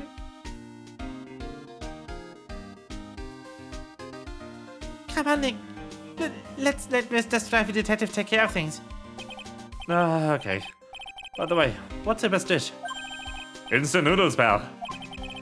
Why am I surrounded by people who only eat cheap, unhealthy foods? That was the first time I've ever seen Mr. Edgeworth act like that. Never thought he'd say something like this. He didn't care if his Andrews killed herself. He said that? That's horrible. But because of him doing that, we got the truth finally. The truth. Was Andrew's last testimony. I wonder if that was the truth. I'll give that there was something strange in the testimony itself, but I still think there's something fundamentally wrong with the whole thing. You mean about that thing, pal? Why would you want to, almost need to frame Mr. On Guard? I couldn't figure out that out from anything she said at all. Then you're saying the testimony was a lie? Not a lie per se, it just feels like there's more. Let me see, oh, that's what Edgeworth would like us to believe. That's such a dirty trick. Even that woman prosecutor was better than that. Franziska von Karma. Speaking of Miss von Karma, do you have any more information on the condition? Wasn't she shot this morning? Mr. Garber was shot today in the way of the trial by a pistol, pal. But she's going to be fine, right? I mean, Edgeworth said she was in stable condition, but... Well, she was shot in the shoulder, so she's okay and still hanging in there. They should be done taking the bullet out, so she's probably resting at the hospital. Which one? What? Are you going to visit her, pal? No, well, I was kind of thinking about it. Hey, you've actually got a heart, don't you? She looked like she was being tortured to death and not being able to go to the trial today. So maybe it'd be good for her if you want to let her whip you for a bit, pal. Let's go, let her whip us, Mr. Nick. No, I'm definitely not going. Let's see. The name of the hospital. Yeah, the Hottie Clinic. That name sounds chilled down my spine. Not the Hottie Clinic again. Well, I guess it can't hurt to stop by and say hi. That's from the first trial, I think, in this game. Was that this game? That was this game, right?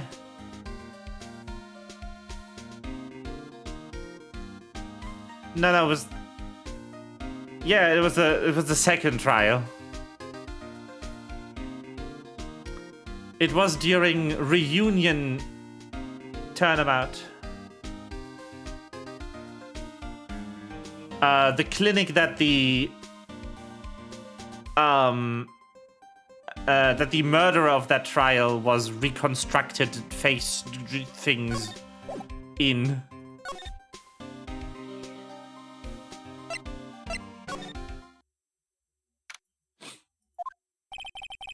From what the guard told me, it sounds like along with Miss On Guard, Miss Andrews is also being detained here.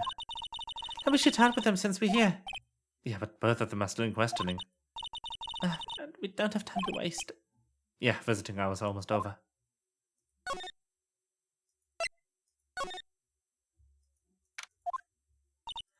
Wow, everybody looks really busy with something or other. They're probably strengthening the evidence for tomorrow's trial. Hey, hurry up with that, will you? Pass the victims list around. You've got to be kidding. There's over 100 people on here. Mr. Nick, is Mr. Guard really big bad of a criminal? Actually, Pearls, never mind. It sounds like they're working on a different case.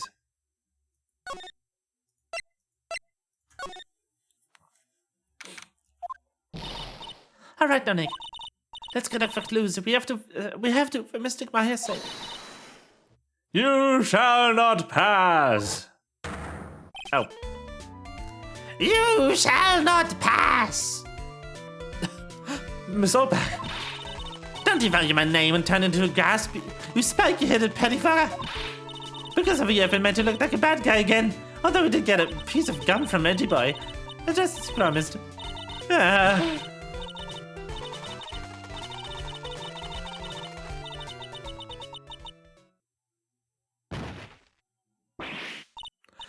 Miss Oldbag! Keep your hands off me! The dam is airtight. No way gets in and no way gets out. Then why do you keep putting it on? Oh, don't think you can get me to move with silly questions. You're going to have to defeat me if you want to get by. I'm not hearing this.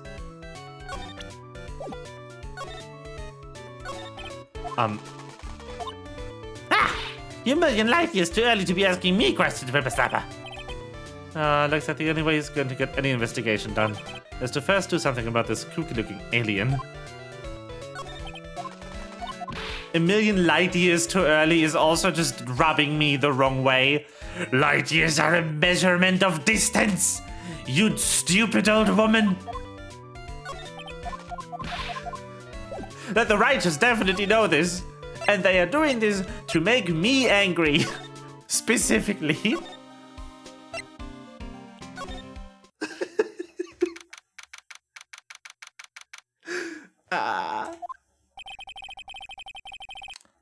Never thought I'd ever come back to this place. Yes, I'm here to visit a patient, huh? Hi. Wait a second, you're... Oh, yes, I'm Detective Attourney. Oh, Why, you're still here. yes, what is it? Can I help you? You can tell me, yes. Director Hottie. Oh, Director Hottie. Edworth. Oh, yes, I'm Director Hottie.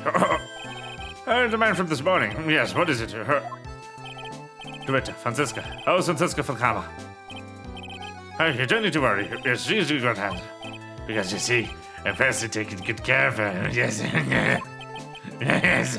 The thing, the surgery, it went well. You have my gratitude. It looks like Edworth doesn't know about his director and his secret.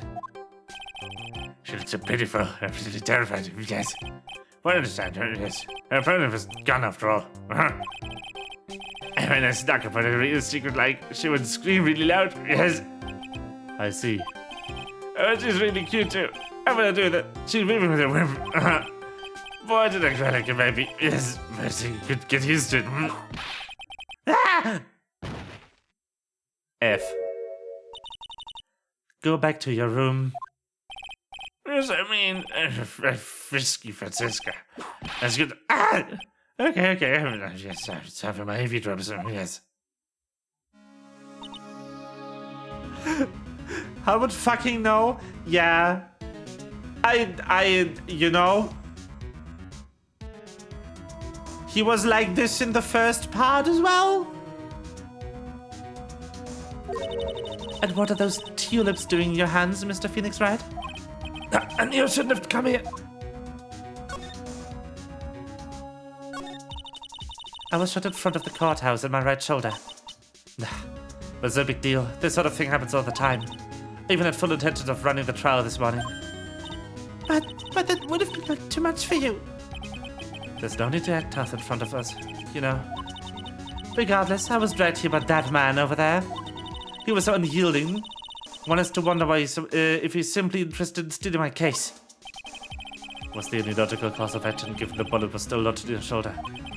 But by taking over the case, I found myself having to clean up after you that irresponsible deal you made. I think I know what deal he's referring to.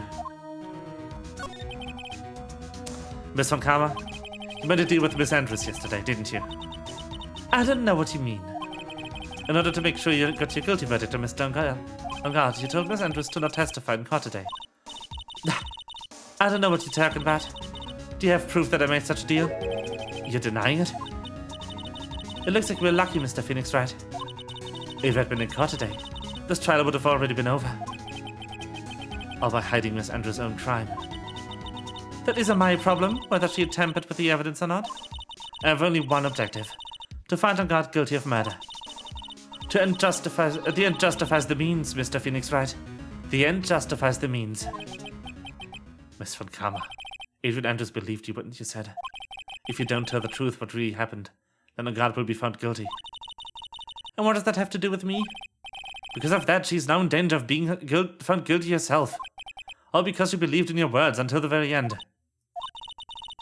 That still has nothing to do with me. She's just a weak person, that's all. But you had to know she was... Ow! I think visiting hours here are all but over. So if you'll excuse me. What's wrong? Why did she suddenly cut me off? Probably because she thinks I had the advantage in that argument. Edgeworth. What happened today at the trial, Edgeworth? That wasn't like you at all. I mean, I know you knew about Miss Andrews' condition. You could have made her testify as many times as you wanted, but to go that far? Nah, but she wouldn't testify about that until they said something. Listen, Wright. The courtroom is a garden of judgment. I'm putting myself on the line when I stand on there. And that's why I made the witness do the same. It's only natural. By the way, Edgeworth, you are really angry in court today. That's rare for you.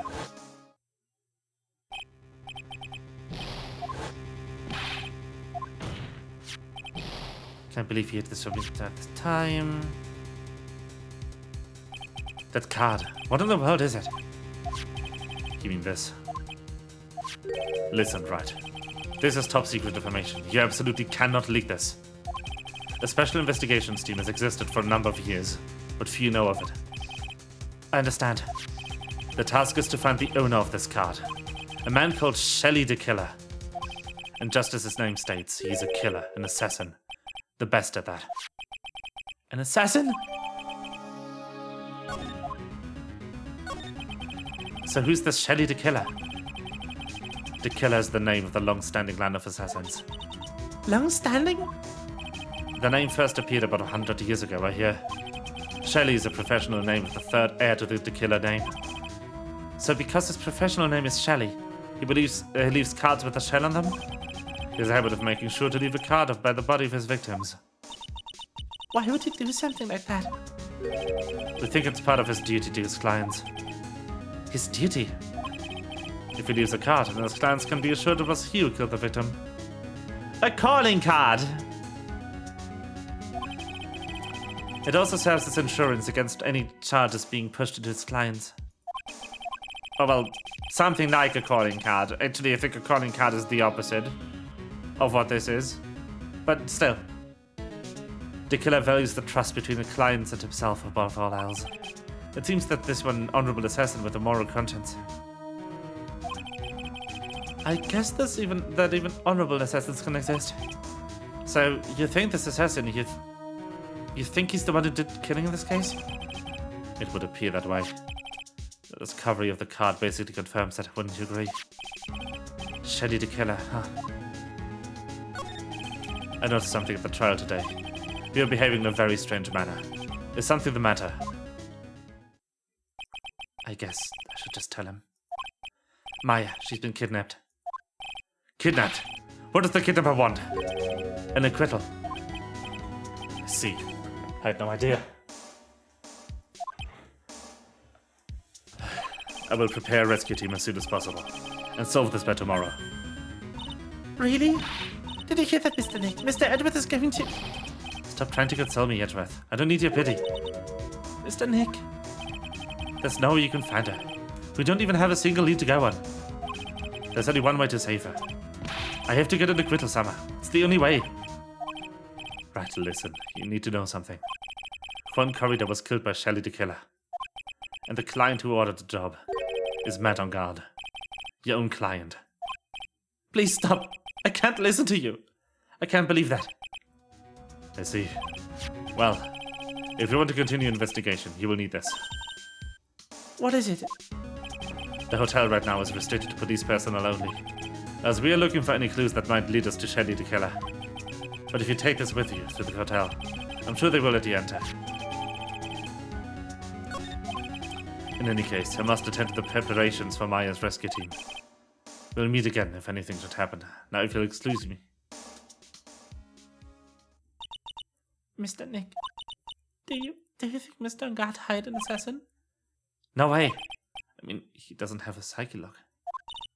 Yeah, I guess not. Maya, please. All I ask you is to make it home, safe and sound.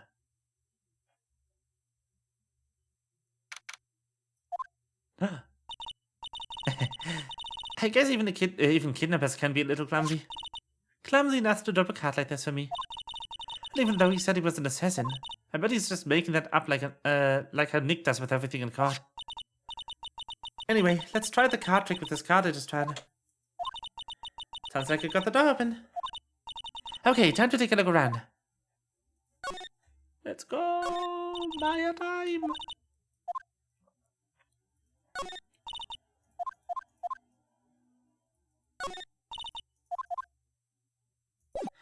Maya time. Boop. Let's go from question mark to question mark. What is this place? I've got a feeling I'm not in a hotel anymore. Are those videos over there? Well, I'll worry about that later. For now, I should be looking for clues. That way, I can show them to Sis and maybe get out of here.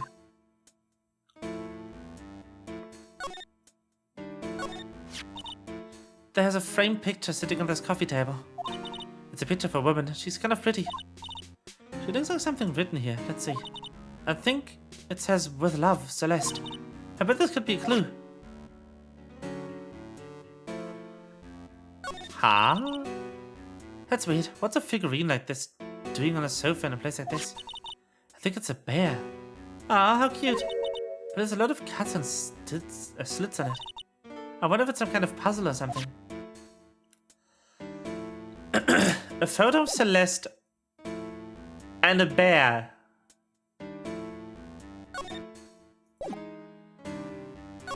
Is this Juan Corrida's living room? Wow, I've never seen a TV like this big before. Now, where's the power button? It's busted. I would so die a Happy Samurai fan if I ever got to see the Nickel Samurai on a TV like this.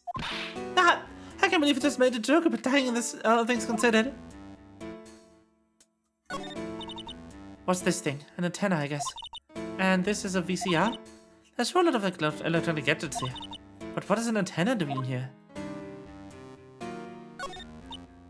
Oh hey, it's a computer. I've never really used one before. I have no idea where the power switch on the thing is. Drat. There goes my plan to use this somehow to get out of here. Ah, locked, of course. It doesn't look like I could use the car to open this door. There's a little hole at the bottom of the door. If only it was a little skinnier, then maybe I'd be able to crawl through here. Oh, this simply will not do. I cannot have you wandering around it well. Ah! It seems that you, Mr. Wright, is truly concerned about you. He is? For now, I would suggest you remain cooperative. If you cannot, there are ways in which I can help you. Ways? You mean... Dead men tell no tales is how the saying goes, correct? Dead? I'm almost certain I told you in your first meeting I am an assassin. No way, you're lying. I mean, an assassin? People are not always who they appear to be. Nick! Mr. Nick. Huh? Oh, yes, Bells? Caught up in my thoughts about my situation. Mr. Edwards has left, you know? I guess for now I have no choice but to believe in Mr. Angard. But I think I should listen to the story one more time. Alright, let's get going too. Okay.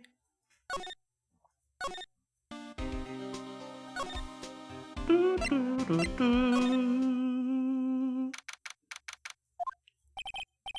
sorry, but visiting hours are over for today. Ah. I have too many questions I need to ask. I'm sorry, but I'm Phoenix Wright, a lawyer of one of the... You, Mr. Red, you say? Oh yeah, there's a message here for you. A message? It's from Man of God. Here you are. What did you write? Is it something really important? I don't know. Well, let's see what it has to say. To Mr. Lawyer Dude, I've got something really important to tell you. How do you feel uneasy all of a sudden? Oh, Mr. Wright. So actually, I have a favor to ask of you. I have this cat named Shu. I didn't put a lot of food when I left the house, so he's probably pretty hungry. You think you could drop by my house and feed Shu for me, dude? My house is just a little ways down from the hotel, right? This is terrible. Let's hurry. We have to feed this cat. I'm sure poor Shu's stomach is growling by now. Yeah, I guess. Matt's note jammed into a pocket. A client's request is a request. I guess I should go check up on this cat. Okay. Did not expect Shu. Oh, right, I should probably also go ahead and reverse. Maybe if I show this letter I go to Retro with. Miss Oldbag, if you would look at... What do you want me to look at, this worthless piece of... Angie-poo? Is that a perfume pheromone d'amour? I smell. Let's see here. Would you please allow this unsophisticated young person to conduct this investigation? Yours truly, Miles Edgeworth. Yours truly? Oh, that man's good at flattery. Fine, but only because Eddie Pooh said so, you understand? I just thought of something I have to do. Remember, no messing around here, and do anything bad, I won't let you off the hook. It looks like he has a strong feeling for Mr. Edgeworth. That may be, but you know nothing's going to come of it. That's so mean, Mr. Nick. Feelings are meant to be told and shared. Oh, every time we talk about love, I always end up with a handprint on my face somehow. So anyway, let's continue investigation. Okay. What now? One little thing before I forget. You can't go into Ungar's room today. Why? The policeman investigation team is going to be in there all day, you hear? I wonder if they're the team in charge of investigating the killer. So don't go in there. Set one foot in there and you'll be faced with a rather friendly old bag. Feed the cat. Alright. I could go to living room from the hotel screen. Good. They're running out of space on the change screen menu, aren't they? Kind of having to cram everything anywhere. Sure is dark. I'll go turn on the light. Yo! Wow, so this is what a star's house looks like. Must be nice to be rich. Come on, Mr. Nick. Let's find Shu the kitty cat. Shu.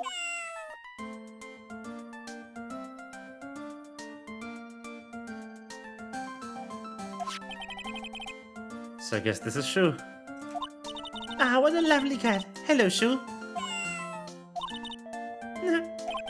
The cat seems to like pills. Pardon me. Ow!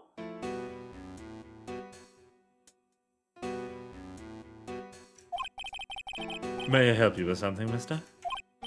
Oh, we're lawyers, actually. I'm Mr. Ungar's lawyer. The Masters. Then you must be Mr. Wright. Yes. It's a pleasure to meet your wonderful self. I am the family butler, John Doe. Nice to meet you.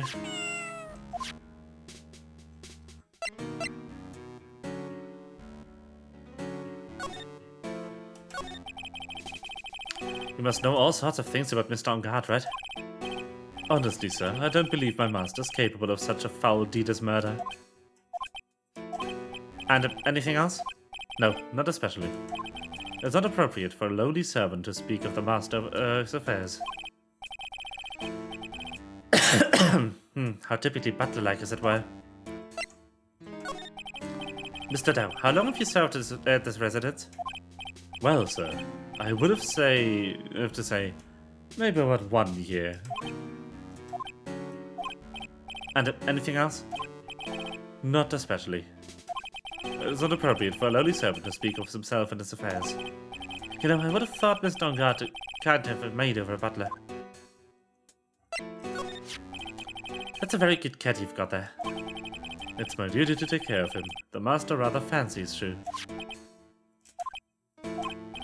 And anything else? No, not especially. It's not appropriate of a lowly servant to speak of the family cat. Well, then I guess I don't need this piece of scrap paper anymore. Well, I'm afraid I must take my leave of you now. Oh, we should probably get going ourselves. Ah, so young and yet already so accomplished, of a master of law. But there's also a lot to be proud of in being a butler and in charge of the house and all. Thank you for the compliment, sir. People are not always who they appear to be. Now, if you'll excuse me. Well, Phoenix got bamboozled, it seems. Oh, there's a giant cooking hearth here. That's actually fireplace. How are they different, Mr. Nick? You know, I've never actually seen one hearth before, come to think of it. You should come and visit Fay Manor then. I'll show you one when you do. It's a very comfortable set and spacious lunch set. I wonder if some famous stars drop by and sit around and have a good time. What is it with me feeling inferior today? There's a small door at the bottom of the bigger door, Mr. Nick. I bet it's on Miss Downguard's cat to use. Oh, you mean sure? The door, it's locked tight. Well, I guess that's to keep nosy people from me, from entering it. I see. There's another door over there. You shouldn't go wandering off over there, Mr. Nick. Yes, Bells. Now I know how Maya feels when I tell her to stop playing around. A giant bicycle is flying through the air. That bicycle, Bells, is one where you don't have to pedal and it moves on its own. Really? Wow. But sorry to disappoint you, it can't fly. Oh, that's too bad. Well, goodbye, the killer.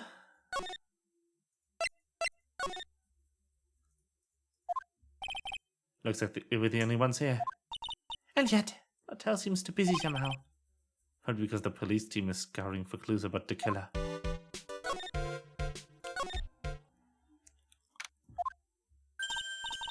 Hey, city boy. Lotta, you're still here. Reckon cause. An investigative photographer eats or starves on her ability to snap up the scoop, yeah? And this hotel just has an aura of mystery. You know, like something always about to happen. But, do you have a camera? Rick Given. A photographer's gotta have a camera. Out the ear, I can't be real proud, you know? So I'm hanging around here. Speaking of cameras and feeling with the mouth, do you have my bread to thief? Why can't you drop that thief thing already? I want to ask you about the night of the murder.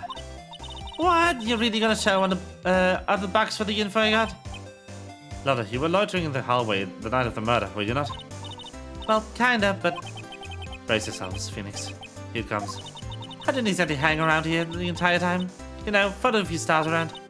Got a few autographs, shook a few hands, had a soda pop with a few of them too. Looks like she was here the entire time that night. The security lady also wasn't in this hallway the whole time either. I guess this means there's no one who can tell us who came and went that night. So, about the note that was inside your camera case. Oh, that Didier wrote. Yeah, can I believe what you've written? You mean the stuff about the guard shoving his manager lady into character? Yeah. Well, I reckon you best not believe that. What? Look, I sort of wrote that in my brain, you know. Writing whatever came to mind. Whatever came to mind? Yeah, When I get down to it, I'm just a little random bulldozer. I was with you. Why are you staring at me like my grandpa used to do? Hey, why do you look like you suddenly got older too? I'm just drinking a little here. No. My baby. My $1,600 baby. Was it a red-coated prosecutor anyhow? The guy told me it was evidence and refused to give it back to me. Oh, that's kind of how it is. Hey, you're a red-coated friend, are you? So what did a few words to me give me back the camera? You want me to do what? Listen, act the guy real good for about 5 hours and I guarantee you'll give it back. Why don't you do your own dirty work? Well, I reckon it's time for me to get going. A tablet photographer without a camera is just a tablet, huh? Yeah, I guess so. Keep yourself together, out here. I'm coming to see you in court tomorrow. Okay, I'll see you then. And you too, that little... keep up the good work, okay? Okay. Don't be picky about your food now. Okay. Make sure you do all your homework, you hear? Okay. If you happen to find yourself a camera, make sure you bring it right to me, huh? Would you please just leave already? Please. An abundance of teddy bears.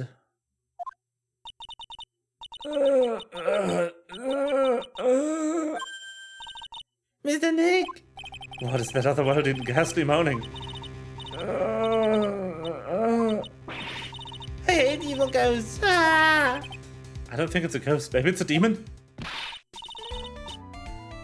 Excuse me, why are you calling a demon, Brad? Ah! Thanks, it's the alien. You're calling an alien. Oh, it's just you, my soul bag. What are you doing here? What is wrong with you young'uns today? I came down here to pay my respects to poor Juan and you're disturbing me.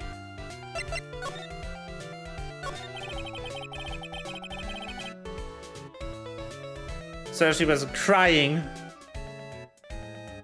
over Juan's murder scene. Wow, this woman is weird. Please talk to me about the night of the murder, just one more time. I talked about it plenty at the trial. I was fooled, tricked, deceived by that photo of a photographer to note. She was loitering around here with that imbecilic look on her face. With that imbecilic look on her face? Okay, got it. Now hold on a second there, you little pipsqueak. If you're going to take notes, at least make me shout better than that. Oh, alright. Now I've seen everything. But you know, I was working that night too, doing my job, minding my own business. It's not like I had time to waste standing around here the whole night. I was wondering if you could tell me a bit more about Mr. Corridor. He was the most popular star, you know, especially with the towns, in my book. But I heard he was lagging behind the polls against Mr. On Guard. Oh, well, that's just a recent thing. Bad luck and that, you know. But he was going to become an even bigger star than he used to be. Look, just at this mountain of presents. There's a show of the mountain of feelings all his fans had for him. Yeah, the mountain is pretty big and certainly nothing to shake a stick at. Mr. Nick. What is it, Pels? The presents, they're all bears, right? She's got a point. There isn't a single thing here that isn't a bear. All of Mr. Corridor's presents from his fans seem to be bears. Oh, that's because you can't think of one without thinking about bears. Bears? Why bears? You don't know. When my dear Juan was training, he fought bare-handed with a bear. He refused to give in and let the bear win, but after the fight they became friends. Wow, what a heartwarming story. Look, it's just like in those drunk people's dramas. I can see those two tuck it out, drowned by a river going, You sure can fight. You too, Bob, you too. Did all that really happen? Isn't it biography, Bob? What a lot of grog. So ever since then, fans have been giving him bears as presents. Yeah, nice. Bears. I am Uncle Bear, and I say it's barely 8 o'clock. What's that infernal racket? Isn't the presents going off? Sounds like it's already 8 p.m. Way past your bedtime. That startled me. I thought I was going to die for a second. 8 p.m. That's the time of the award ceremony ended that night, remember? Time sure flies. Hard to believe it's been 2 days since the ceremony. The transceiver. Hello, hello. This is not a phone. Maya, how is Maya? You haven't heard her, have you? It seems you were not able to fulfill your end of the bargain, Mr. Attorney. I've heard the news. So it would seem my present did you no good. No, Mr. Maya. One more day, please. All I ask is for one more day. I got a not guilty verdict for sure this time, please. I suppose if I must. I need that acquittal more than anything else, after all. Please, please let Maya say something. I want to hear she's alright. Alright then. A little... What's with the static all of a sudden? Hello? Hello? It seems... bad. Connect. Damn it, did the transceiver just suddenly break? Excuse me. What happened? I don't know, all of a sudden it became nothing but static. I'm missing Maya. Why did the transceiver suddenly break like that? Should probably... Fuck. Sooner the better. What now?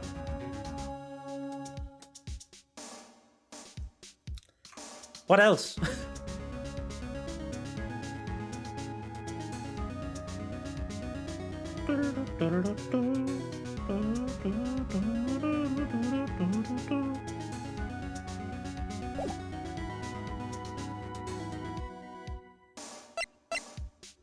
I think there was probably a hint in there. I don't know. I think I just skipped the line that told me where to go. No.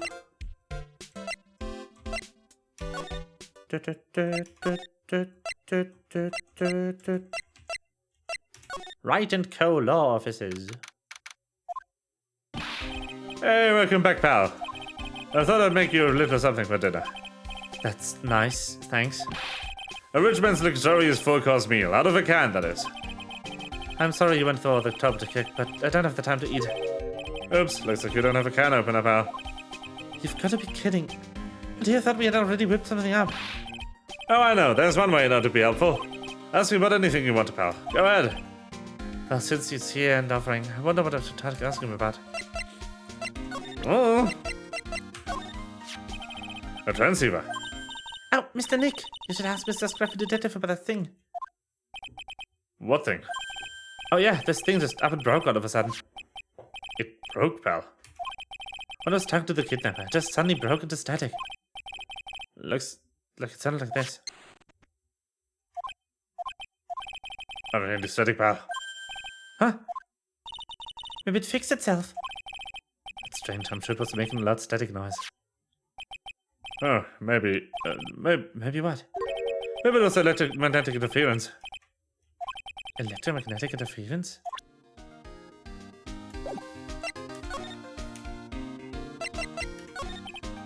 So what is electromagnetic interference?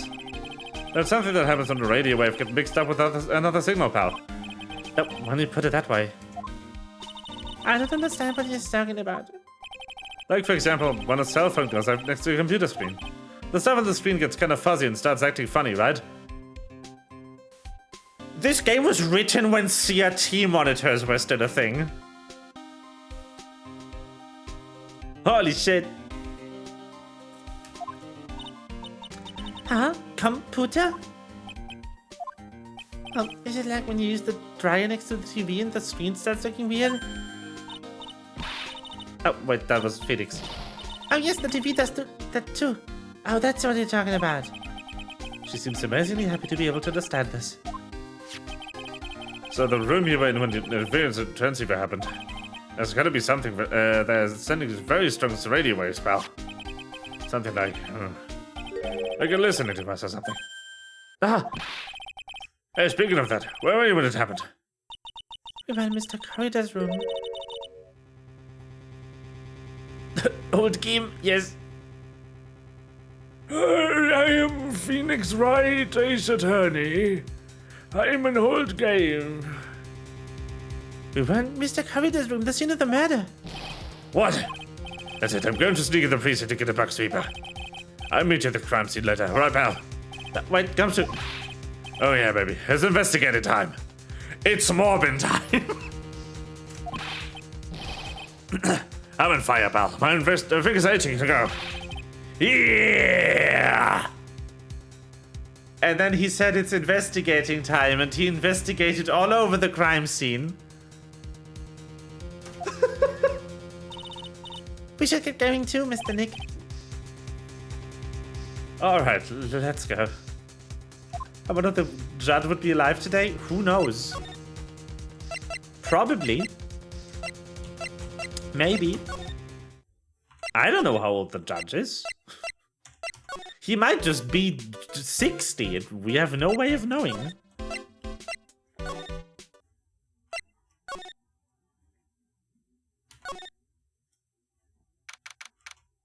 It's a very linear investigation segment so far. Hey, you're finally here, pal. Sorry to keep you waiting. You have the bug sweeper? Well, you see.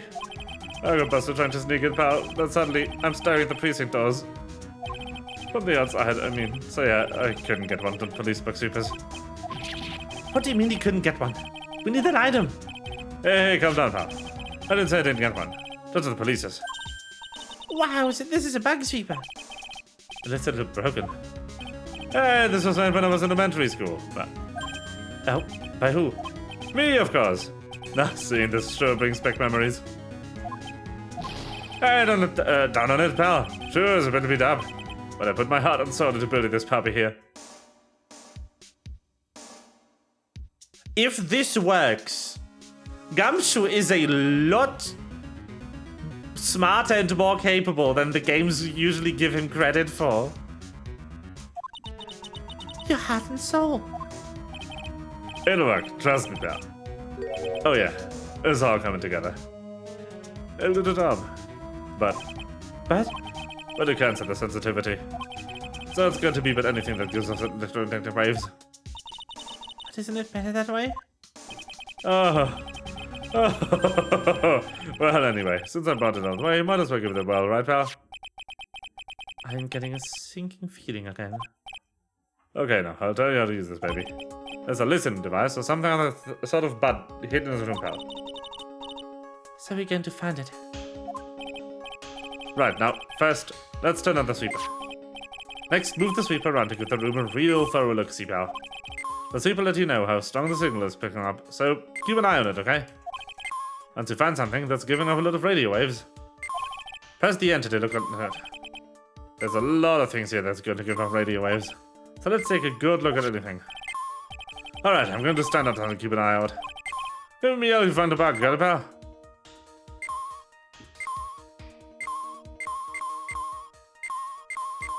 That makes sense. That also makes sense.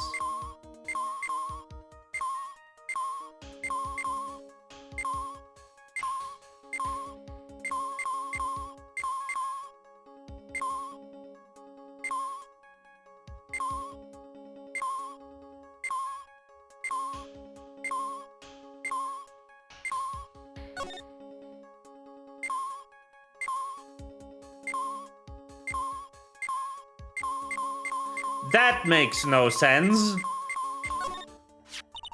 This is just a giant stuffed teddy bear, right? The biggest one I've ever seen. Hey, did you guys find it yet? The listening device? I mean... No, but the spare's eye is... Let's see. A perfectly normal stuffed bear with some really strong radio waves. Sounds like you found a device to me, pal. Let's take this big fella's eye out and see what we've got. No, you can't. It's not a violent act. No.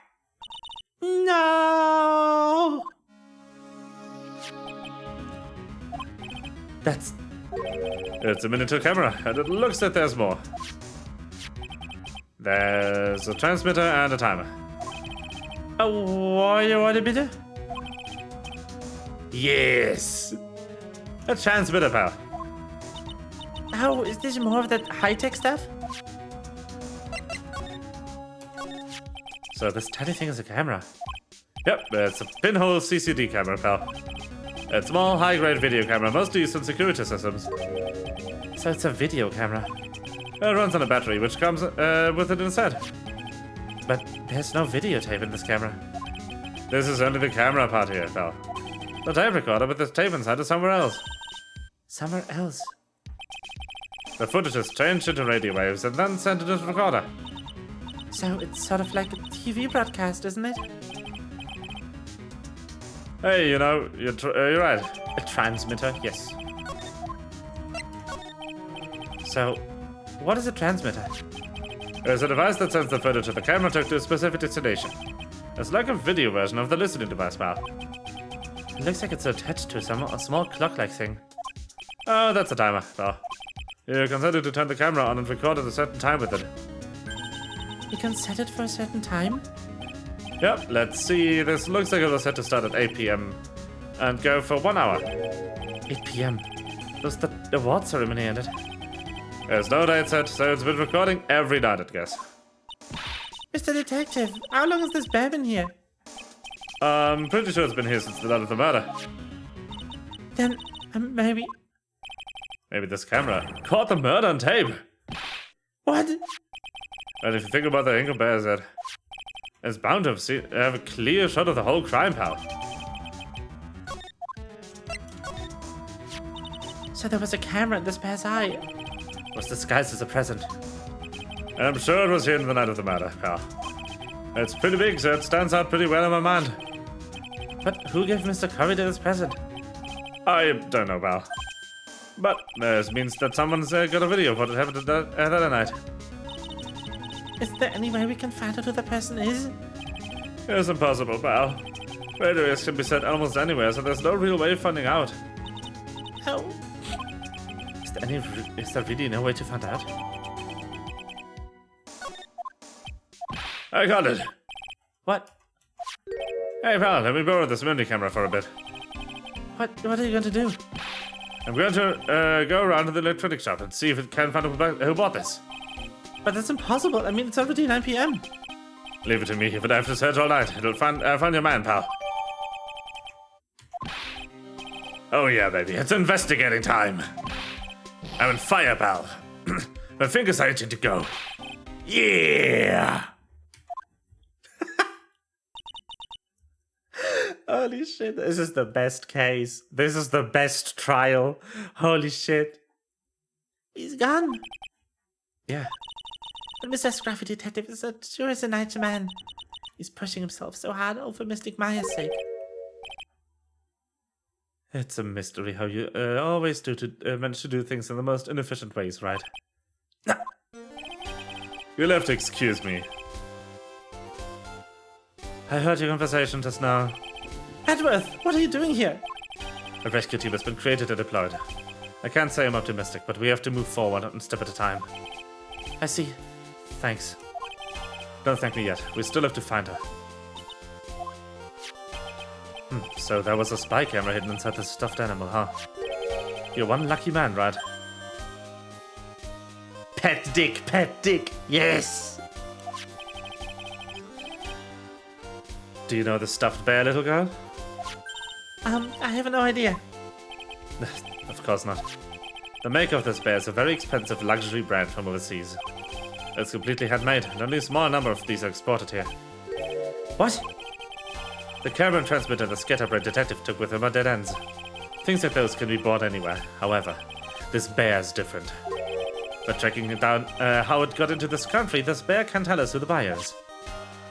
Can you really do that, Mr. Nick? Can you really? Well, I guess so. It's 9 p.m. I think I can still make it in time. I'll be taking this for now. I'm sure you have other things you have to do. See you soon, Wright. Wait! What? Why are you doing this? Why are you doing this? I have no interest in explaining myself to someone who cannot comprehend. But besides that, Wright, until court reconvenes tomorrow, you should concern yourself with this question. Who was the person that murdered Juan Corrida? Who was the person? The real killer. Do you really still think it was Adrian Andrews? To be honest, I don't know anymore. You still have a little time left? Find the truth, right? Everything begins with the truth. Who uncovered this real killer? Miss Andrews passed. The kidnapper whose sole condition is an acquittal for Mr. On Guard.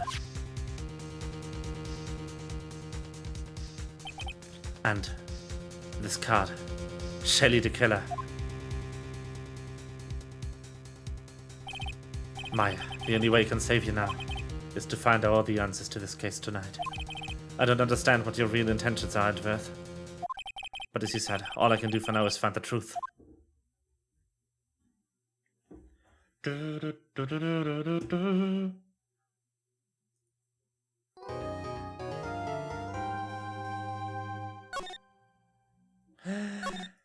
Okay, I will take a small break.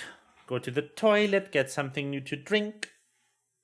And stuff like that, but I will give you music.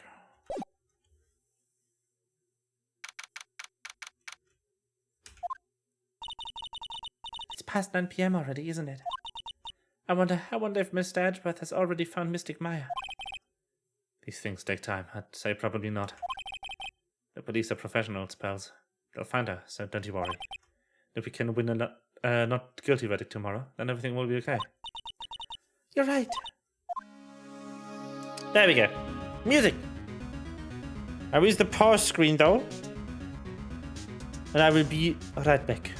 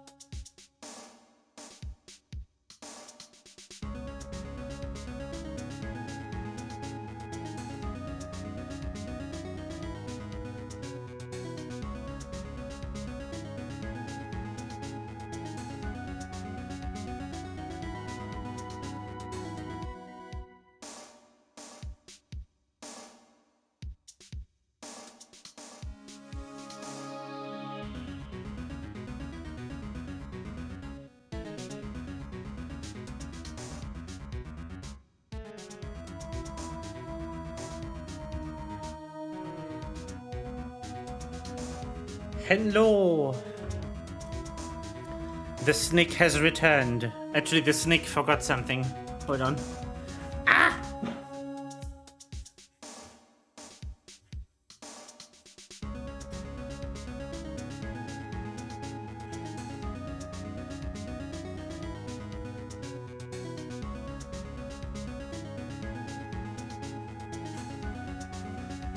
The snake forgot.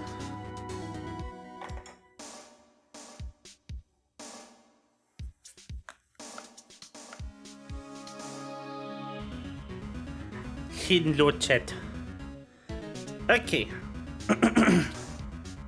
I am also hungry, so I made myself some instant ramen based on Gumshoe's suggestion. So it's time for a bit of chatting with chat.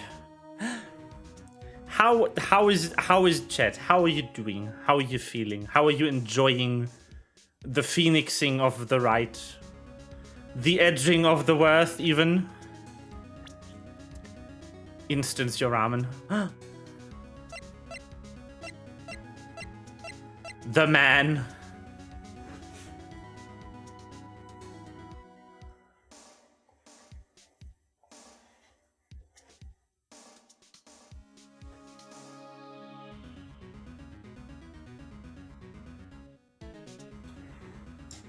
This wants to be 3 minutes until I can actually eat it. Okay. Pet. Yay. So, the big question is, who actually killed him? Was it this guy? The killer? Or was it our client? Met en garde. Who do y'all think did it? Who done it, even?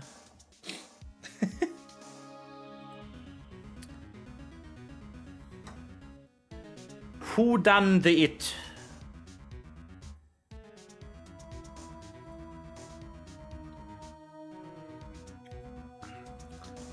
The hired assassin. We have a vote for John.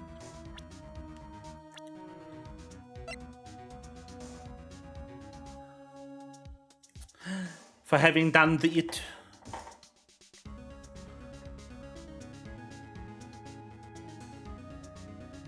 Could be. I did it! I'm the murderer. Ah!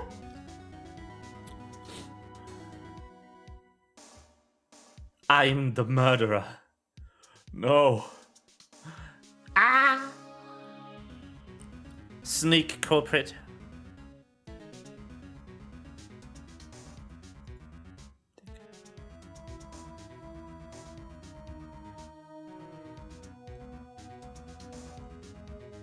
Key. But I could never. Actually, I could.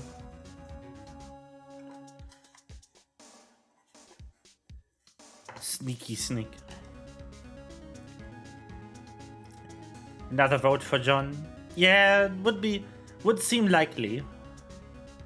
The thing is, like, why does he want full acquittal if he is the actual killer? That's the question that I'm puzzled about.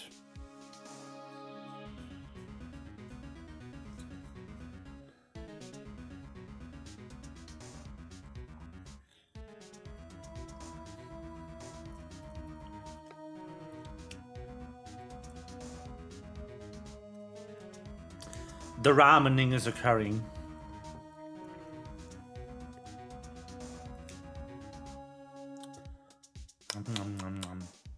Very good. Good ramen. I don't know how they did it, but apparently this bowl of ramen has exactly 100 calories per 100 grams. This is exactly 1 calorie per gram of ramen. I don't know how that works.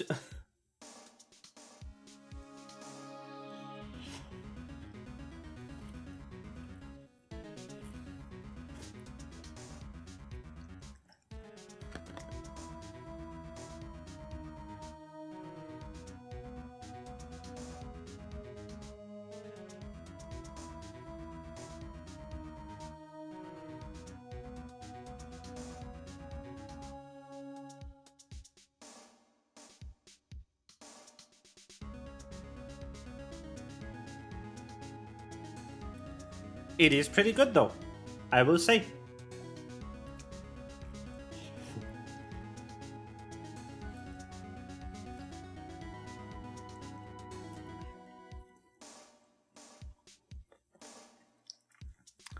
You know what would have been really funny? If I had already been streaming when Final Fantasy 15 released a couple years ago, to buy Nissin Cup Ramen and eat it during the Nissin Cup Ramen quest in FF15. They have an actual Cup Ramen quest line where you try to find the perfect additional topping for Nissin Cup Ramen. It's so stupid.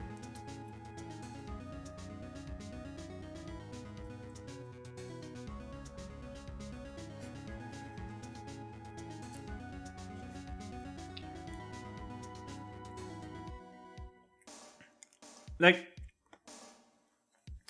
imagine being Square Enix and looking for sponsors for your video game, for your blockbuster in your most successful series of games.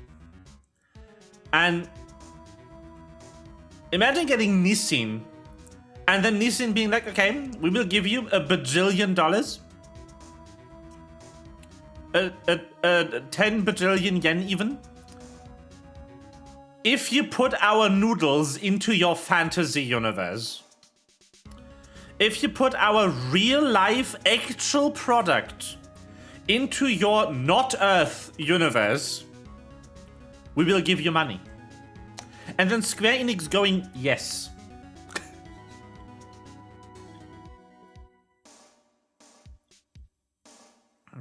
That is kind of silly to me.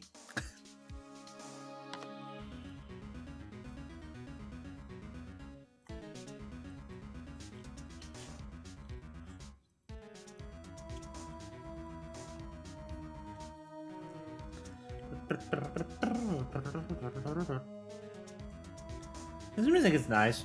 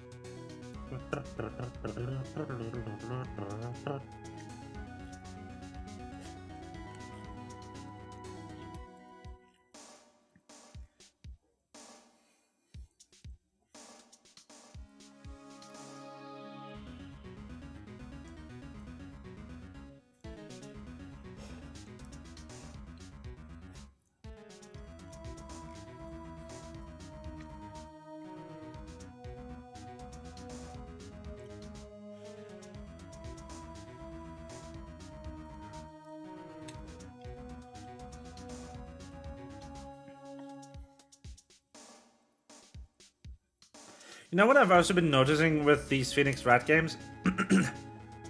Around, like, playing all of them for 4 hours, somehow, each of the games has ended after half a stream. Like, this game will also most likely end after 2 hours on a different day.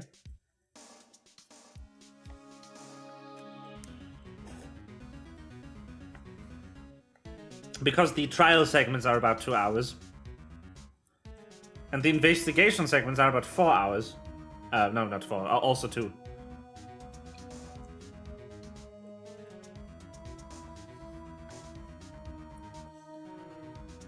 So unless the third game has an extra segment somewhere, it's gonna be funny.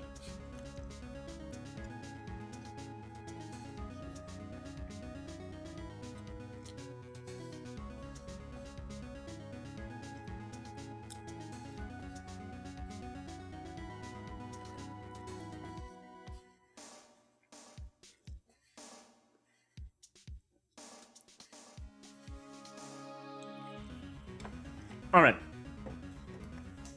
Let me get this dish to the kitchen and then we continue the phoenixing of the Wright.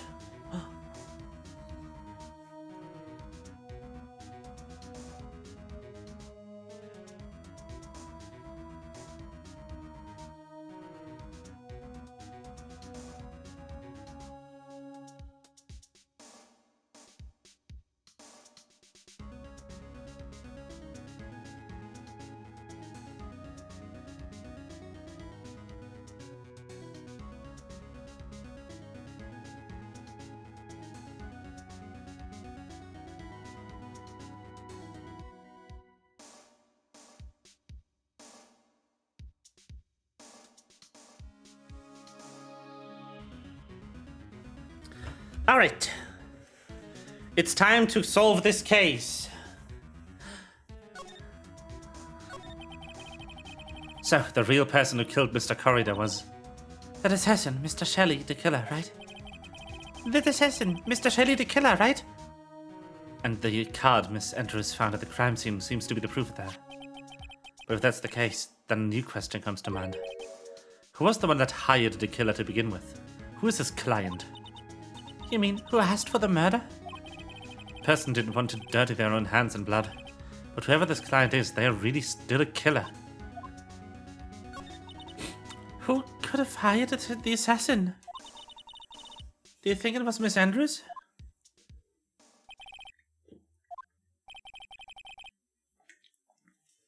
I wonder. But if she was the client, then why go through the effort of, to stab the knife into the corpse herself? But if Miss Andrews wasn't the client, then no, it can't be. Murder God himself.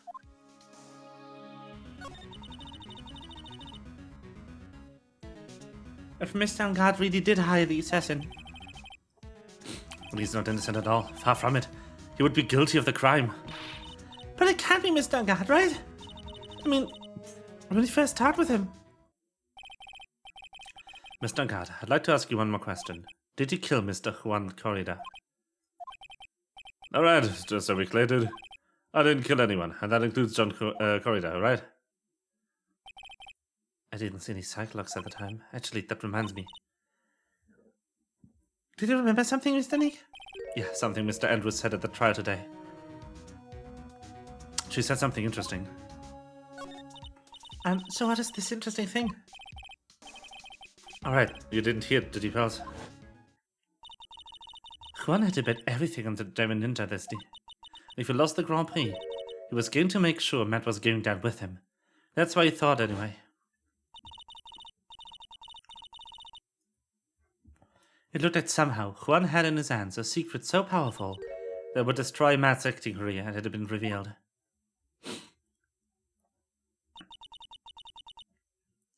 Indeed.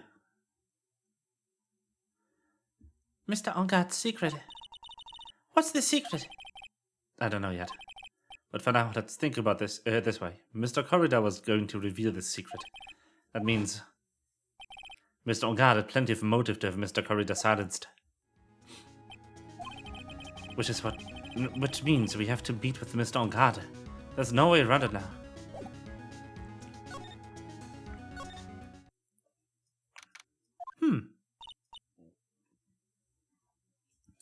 Wow, it's really getting late, isn't it, Mr. Nick? Yeah, it's past 9 p.m. already. But we still have some things to prepare for tomorrow's trial. There's still the matter of the secret Mr. Corrida held about Mr. Angard. And Miss Andrews' real intentions. These are two things I must know tonight. But aren't visiting hours over at the detention center? I'm sure we'll think of something. Don't you worry.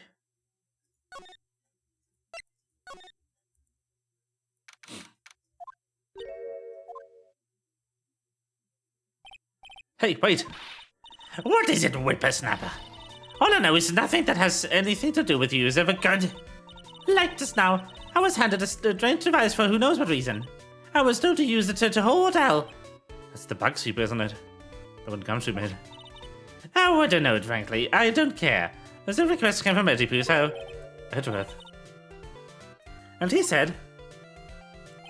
If you feel angry, direct your anger at that unsophisticated lawyer. So I'm going to feel free to direct all my anger at you.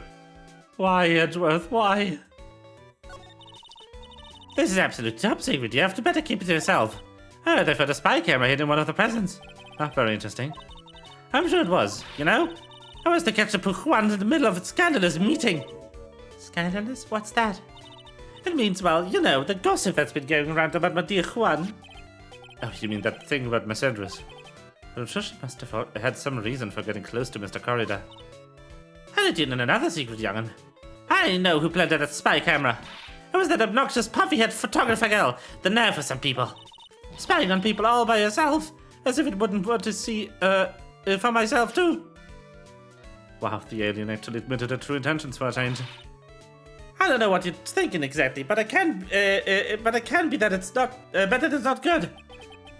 But I didn't say anything. So you want to know about Juan and that manager, right? Actually, as I hear it, there was something of a refreshing pair, those two. Oh? I hear you. Juan really welcomed that manager with open arms, I heard. That manager? What are you talking about? Don't you know? The manager woman Juan had. It's a shame she killed herself, though. Oh, you're talking about Miss Celeste Impax.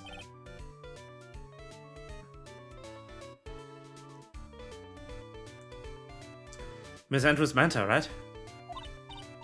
Yes, that's the one. That Celeste girl. She was supposed to get married, you know. Married? You mean to Mr. Corridor? Really? You young kids today don't know anything, do you? That girl Celeste killed herself 3 days after the marriage announcement. 3 days after the marriage announcement? What in the... Why would Miss Why would I read Pearl in that voice? Why would Miss Impax want to kill herself? She was going to get married. Well, that's because she was thrown away, you see, by Juan. What? But they were going to get married, right? They promised each other, right? They held a grand announcement session, but 3 days later, Juan suddenly cancelled their marriage. Is that true? It was in the weekly magazines. But why did he do that? That wasn't in the magazines, unfortunately. I see. The night after Juan called off the wedding, that manager Celeste killed herself. How terrible. I wonder what happened between those two. Ha! Well! Her name is Madeline? No, that's the person. Celeste is the mountain. And that night there must have been at least a few hundred people here. I guess the police are done with their questioning and investigating. Looks like things in the lobby have finally calmed down.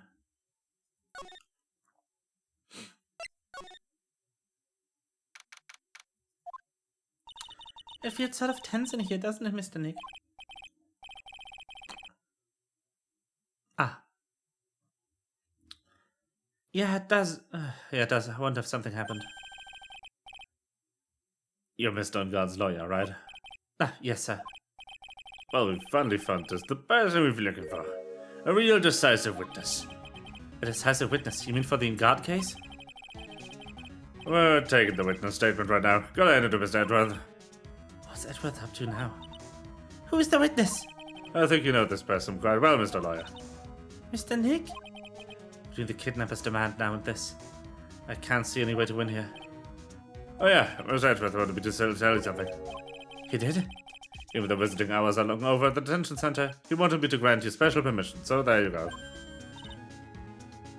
What? I've already called them, so they know. Go on and talk to your heart's content. Thank you very much. This is such good news, Mr. Nick. Go talk to your heart's content. Sounds like the police are pretty sure they have tomorrow's trial in the bag. Yes, but this is good.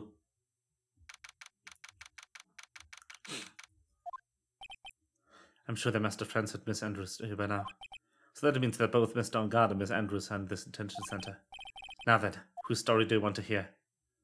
Oh, that's a good question. Matt first.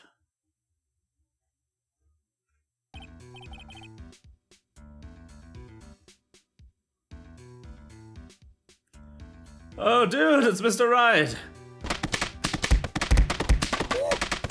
Gnome! The gnome calleth. And the gnome hath answered.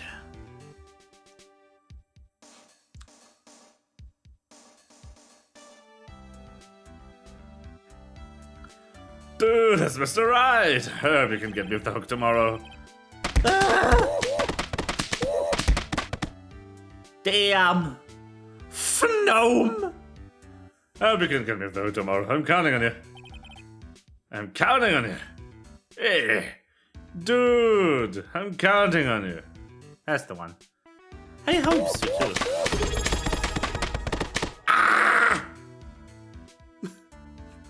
too. Rapturous 997 just subscribed for 32 months. Scam! Thank you for 32 months. May I do the read now? Anyone else want to know me?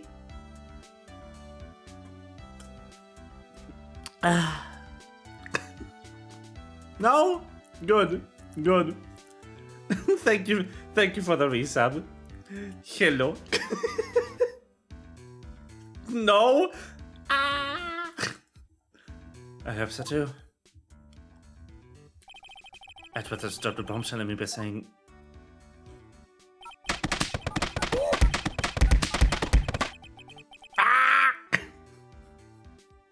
so many gnomes. That Juan Corrida was killed by an assassin. That the assassin's client is this man, Madame Guard. What's wrong? Mr. Guard, there's something I must know with 100% certainty. Well, you seem kinda different. You're totally not like it. He's a lawyer to itself. About the press conference. You mean the one where Juan was gonna dress up as Nickel Samurai? Yeah, I heard a little more about it from Miss Andrews. It looked like somehow Juan had his hands in a secret so powerful that would destroy Matt's acting career had it been revealed. Could you please fill me in on what the secret is, please? Yeah, of course not. Fucking hell!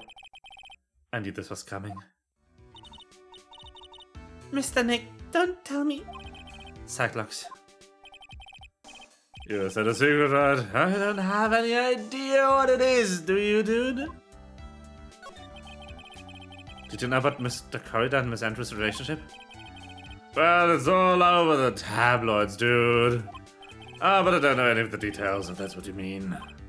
Look, how many times do I have to tell you? You don't care what Juan did with his life.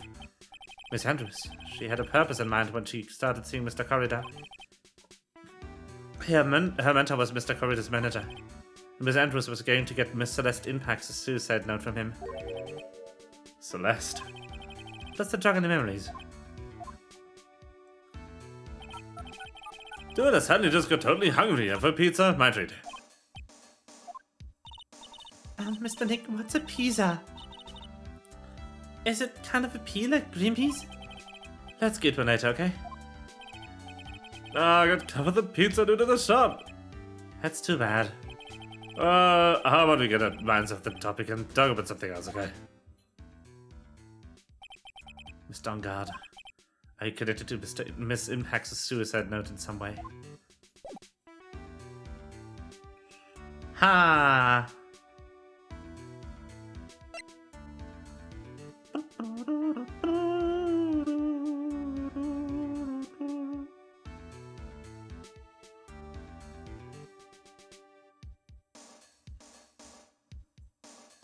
I don't think we'll get more out of him until we can break this lock. But I don't want to try it yet.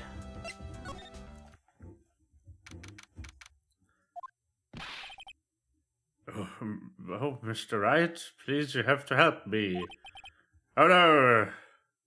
Who could this be? No, seriously, who is this? Oh! Mr. Powers. What happened? Why are you here? You see, I got roped into this somehow.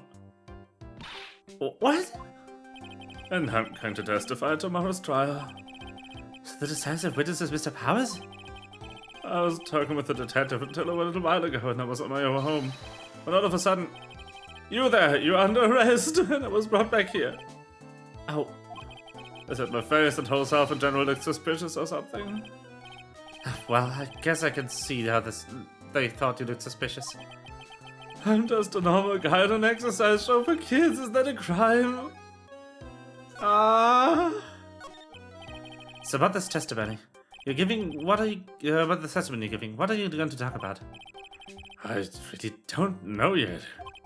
Well, it sounds like I saw something pretty important from what they tell me. You saw something important? What was it? Oh well, the detective told me not to talk about it. You can't tell anyone, and especially to that lawyer, he said. Who do you think that lawyer the detective was talking about? I'm going to take a wild guess and say it's me. Yeah, you got it. Mr. Nick, Mystic Maya and myself are your only two allies in this whole world, but it's alright. Ouch, I don't really have a lot of friends, do I? It's going to do a lot of damage to Matt, you know. Because it's got a refreshing, like a spring breeze image going. But what is he really like? Well, let's see. Matt's always kind of a player with women. He would never really turn a pretty face away, if you know what I mean. He always said, I just game him. It's just a game to justify himself. What? How horrible! That's unforgivable! Oh, sorry, he didn't mean to offend you. But you know, he said was that there's only one person in the world who won't swoon over me. One person who wouldn't swoon over him? His manager, you know, Miss Adrian Andrews.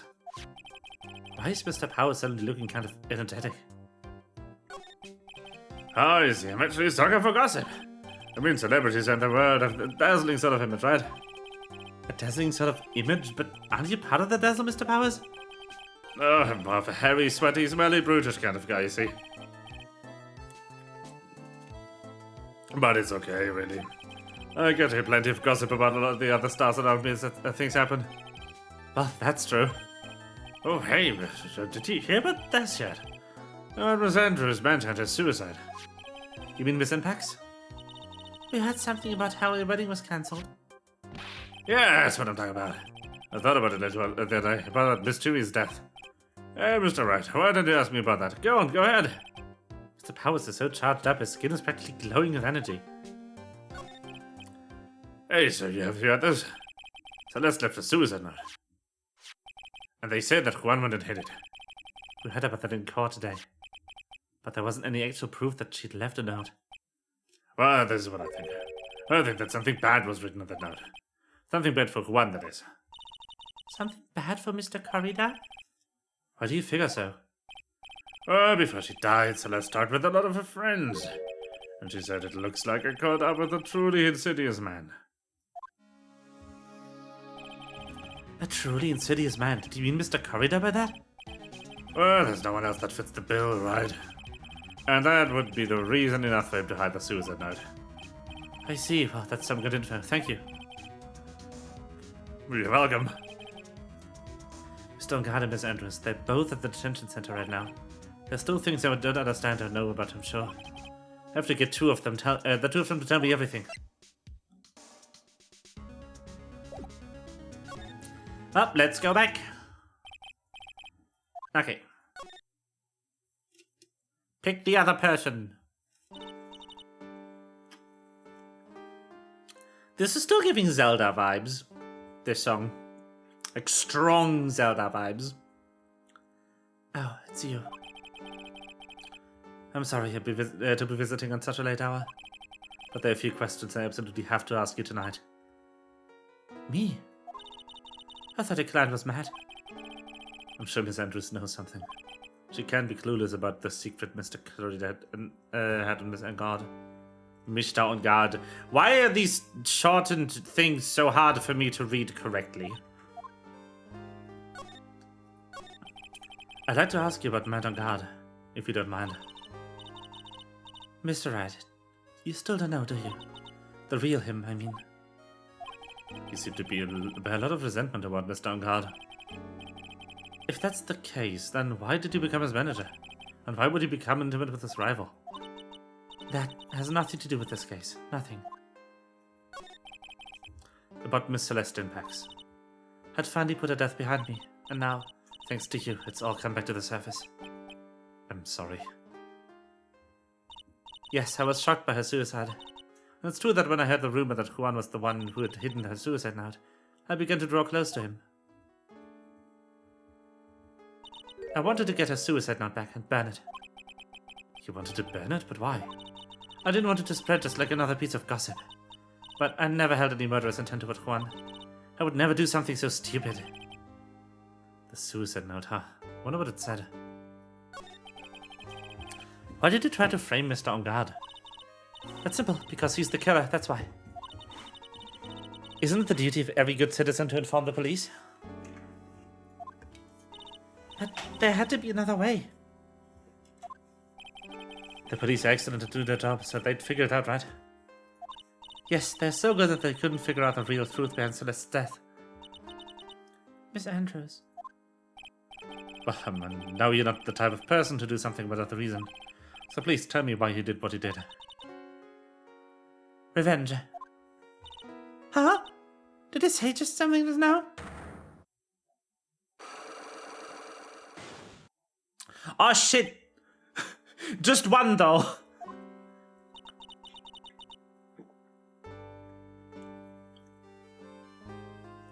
Don't you understand yet? You're not my lawyer, to be honest. You're more like my enemy. But I'm sure I just heard Mr. Andrews say revenge.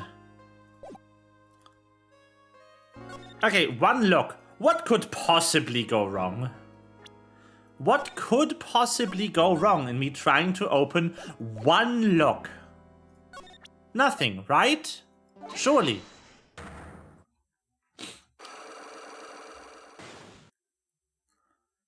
Can you please tell me why you framed Mr. On guard for the murder? I've already told you countless times. That's because I thought Matt was the killer. Oh, that's not it. I know you have a personal reason to dislike Mr. On guard. Miss Andrews, you may think I didn't hear it, but I know you said something earlier. You said revenge. So you're saying I was talking my revenge out at Matt, and that's why? What an absurd idea. I don't have anything to want to take revenge for. Miss Andrews, a woman who lives by being dependent on other people. There's something or someone in her past that would make her take revenge. I mean, this is a really easy guess. Celeste? There's only one catalyst that could cause such strong feelings and even revenge, and that's missed impacts of suicide. What are you trying to say? Celeste was Juan's manager. On top of that, the one who hit a suicide note was also Juan.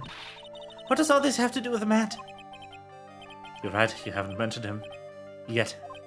But for you to hate Mr. On guard, it would mean that he must have had some relation to Miss Impact's suicide. Can you explain to me the relation between Celeste and Matt?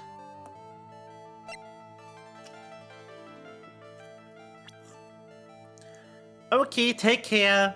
Thank you for stopping by. I hope you've had a good time.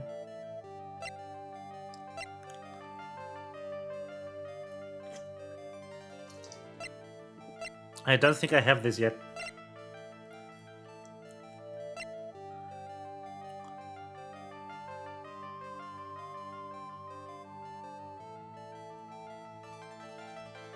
I do not think I have this yet.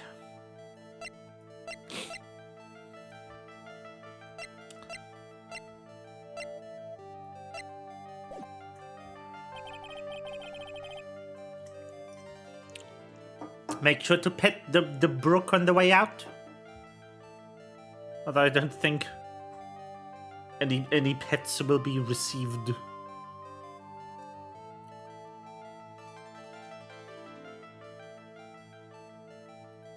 But do it anyway. Oh.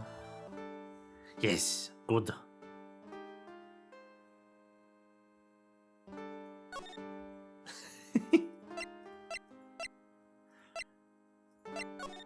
Back here. Oh. Mr. Nick, your phone! It's a Stu Summer theme song, isn't it? I don't like the sound of this ringtone right now. It sounds like kind of ominous. Yeah, I know. Hello? We're in trouble now, pal. I'll be back to the office real soon. What's wrong? Something really unexpected just happened. Miss Edgeworth, Edgeworth? Anyway, hurry up and get back to the office, pal. I don't know what's going on. No, Edgeworth! What's going on, Mr. Nick? Capture said we need to go back to the office right away. Then we should hurry back. I'm scared to go back. What are you talking about, Mr. Nick? Pull yourself together! Maybe it'll be good news. Somehow, I doubt that. Edgeworth better be okay. Holy shit. What took you so long, pal? Miss Edgeworth couldn't stick around forever, had to go. Well, what happened? We got him. We know about the spy camera. Eh? This quickly? And this bear. Bear's what gave them away, pal. The bear. I figured it out, pal. I figured out that we should have been looking at the bear instead of the camera. But was Mr. Edgeworth? Shh, pals. And go on. There's only one person who bought one of those bears who's related to this crime. Who is it? Who would be so rude as to spy on another person in their room? Matt on guard. Huh? Matt on guard. Your client. That's who, pal. And here I thought things couldn't get any worse.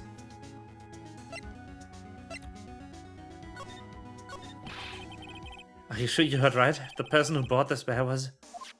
I heard it from the department store clerk, pal. There's the credit card receipt for the purchase. It's for $3,800, pal. That's exactly much for the price of that stuffed bear. A receipt, that's all you have? No, it's not just the receipt, pal. The store clerk said himself. He told me, I'm sure I sold a bear to Miss Downguard. I mean, the clerk even got Miss Downguard's autograph out of it, pal. So I'm sure the person that brought the stuffed bear was Miss Downguard himself. My sight is failing. This can't be. So what about the spy camera we found? Ah, that was a dead end, pal. I mean, you can get this kind of thing from everywhere. But for now, I guess they can give these back to you for to find out into evidence. You know, you don't want to give up, pal. I never thought. I didn't think it was possible. The person who put the spy camera in Juan Corrida's room was Matt on guard. Why wouldn't Miss Downguard do something like this? I bet it was to catch Miss Andrews and Mr. Corrida at one of the rendezvous. I bet it's not good enough for me. I have to know the absolute truth behind this camera. I could just see him, Mr. God, I mean. Yes. I'm scared, Mr. Nick. I wonder what we will find out next.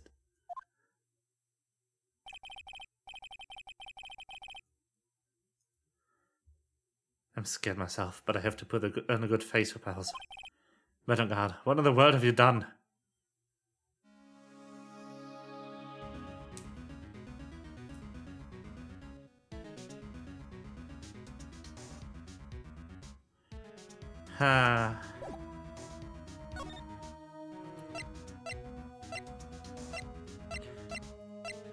Back to the detention center, I guess.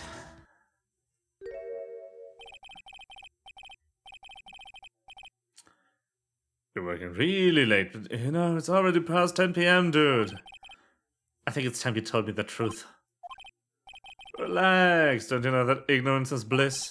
But if you really want to know, let's talk. Can I just present this to him? Could you please take a look at this? I know it may not seem important to you. Well, if it's important, rather been bad. I've been over 12 hours of beauty sleep. Her skin's gonna wrinkle up like a prune, dude. You know, he's right, Mr. Nick. Your skin is kind of drying up here and there. I swear after this case is over, I'm going to get lots and lots of sleep.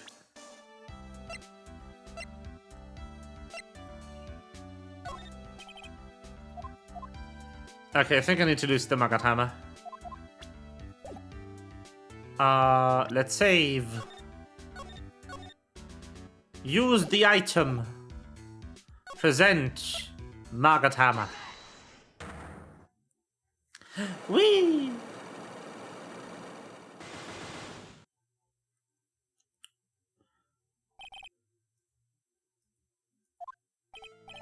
Now let's see what the secret of yours is. What if Mr. Corrida had been successful in his plan? What would he have disclosed? I told you before, dude. I don't know anything about Juan, okay? Look, Mr. Rad. I can keep on saying it until I'm blue in the face, but I told you didn't pay Juan any attention the whole time that night. I mean, come on, I was in the middle of the nap. Don't lie to me. Huh? I know you paid close attention to Mr. Corrida, especially on that night.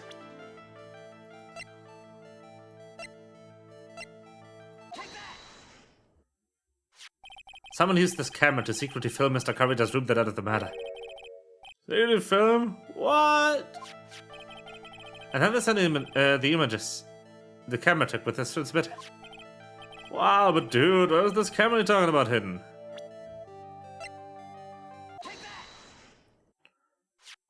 The spy camera was hidden in this bear's eye. A bear that was supposed to be a present from a fan. I guess one and a few of those kinds fans too, huh, dude? Actually, I wouldn't say this bear was a present from a fan. You sure, dude? Where else could it be from? The person who gave this bear to Mr. Corridor was... fucking... your ass. Wait. Mr. On Guard, did you know this bear from somewhere? I don't think I've ever met Mr. Bear before, dude. Ah, but he says he knows you. How could you forget him? Such a great friend. That's a lock or two. Yeah, so just at least one lock. What else did the bear tell you? He said the one who put the camera in his eye was you, Mr. On Guard. If I didn't know you were in court, I'd think I was in serious trouble. Come on, is that a toe rat, dude? You're just pulling my leg. Looks like you're not ready to give up your secret yet. Well, do you have any proof you want to show me first? Here's proof that it was you who put the camera inside the bear.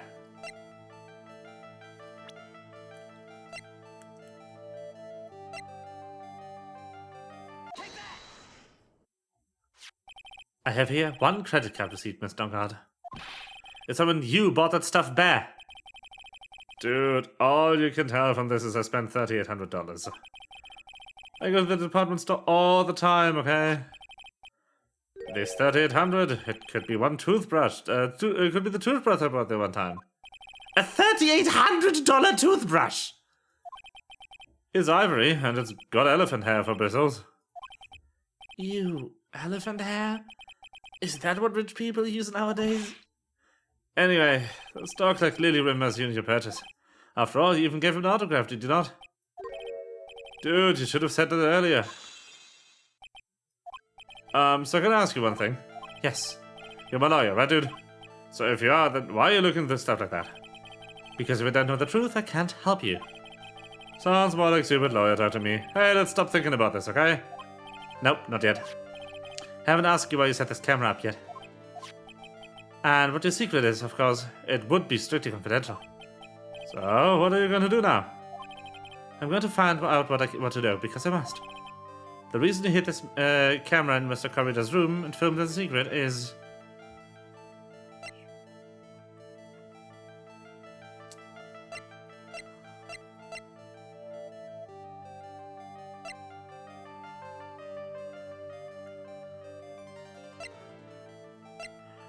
I think he's related to the suicide.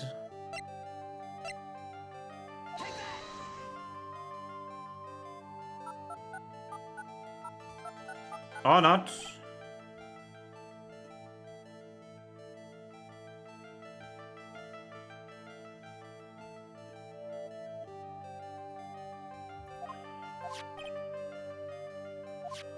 Nah, nope, that was wrong.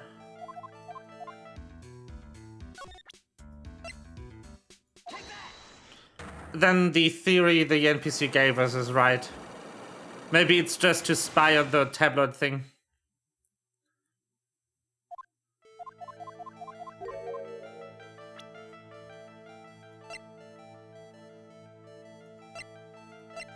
Have to go through all that again.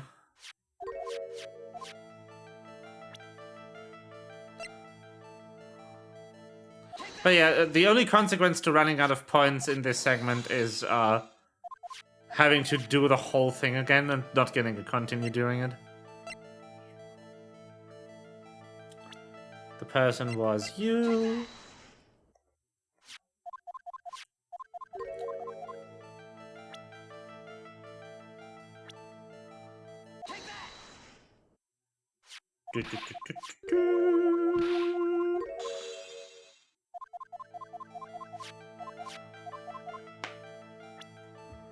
And no, no, I misclicked.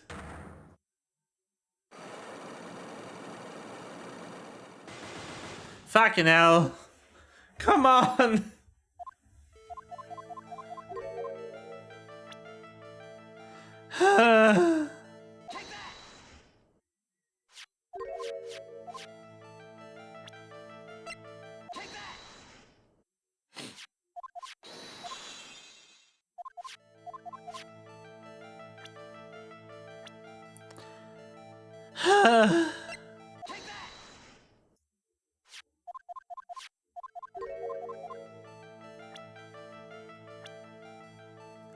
Present credit card receipt. Good.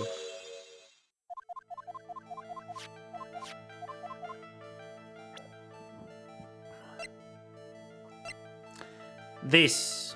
The gossip. Yes. Maybe it's this. Appears to... So, okay, cool. Agent Andrews. There's a rumor going around that Miss Andrews and Mr. Corridor are having secret meetings. You... who is keeping tabs on Mr. Corridor. You were going to reveal this as fact and turn it into scandal, isn't that right? Dude, he can't be such a moron. Huh? Oh man, Mr. Lawyer, that kind of scandal, that's the good stuff. That's what they call in the industry called juicy. The good stuff? Juicy? Look, we can't get publicity without spending a penny with that kind of stuff. I mean, if people stop paying attention to us, then it'd be the end, dude. Too bad that wasn't your intention. What are you talking about? I wish your reason for spying was something so innocent, but it wasn't. You didn't spy on Mr. Corridor because of Miss Andrews. Then there's only one reason I can think of for you to do such a thing. The real reason you set the camera in Mr. Corridor's room was...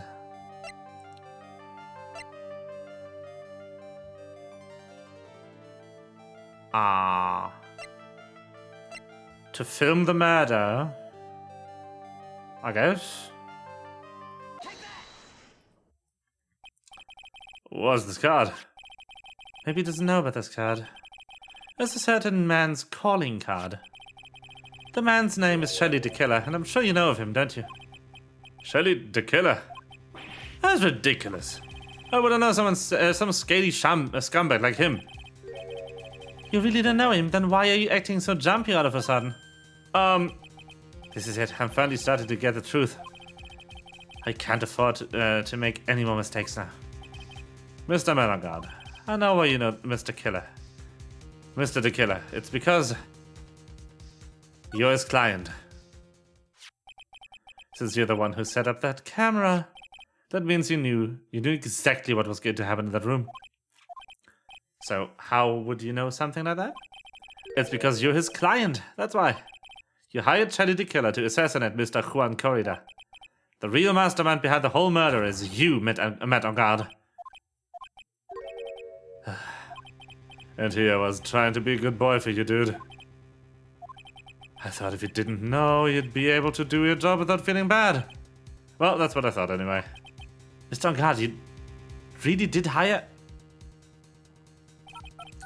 Hold on a sec, I'm going to consult myself, okay? Consult myself? Well, I guess it's probably about time anyway. About time for what? I think it's time for you to meet him now, Mr. Lawyer Dude.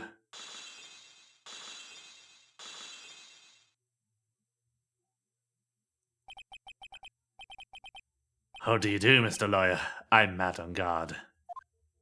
The fuck?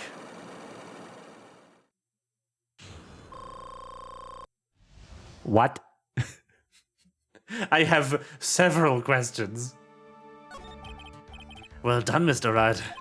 I bet it wasn't easy to gather as much information as you have. You really? So you are Shelly the Killer's client? You didn't really think I would be dirty my own hands in this, did you? What do you mean? And that woman, Adrian, was quite brave herself. Trying to stick the crime on me, I didn't think she had it in her. But all I care about is Juan is dead. Isn't that right, Mr. Lawyer? Where did he get the glass? Exactly my thoughts. You're lying. It's terrible. It's way past your bedtime, little girl. Go on and let us grown-ups talk about more adult things. Why? Why did you hide the video camera and... A weakling soon believes the words of others, just like that pathetic Adrian. You knew about Miss Andrews' secret? I'm no weakling. I don't believe anyone. Least of all assassins. What? Oh, come on, Mr. Red. Assassins aren't above blackmail. They turn their clients into cash cows by holding the sinful deed over their heads. And a superstar like me, how much do you think I'm worth? Care to guess? And that's why... Yes, that's why.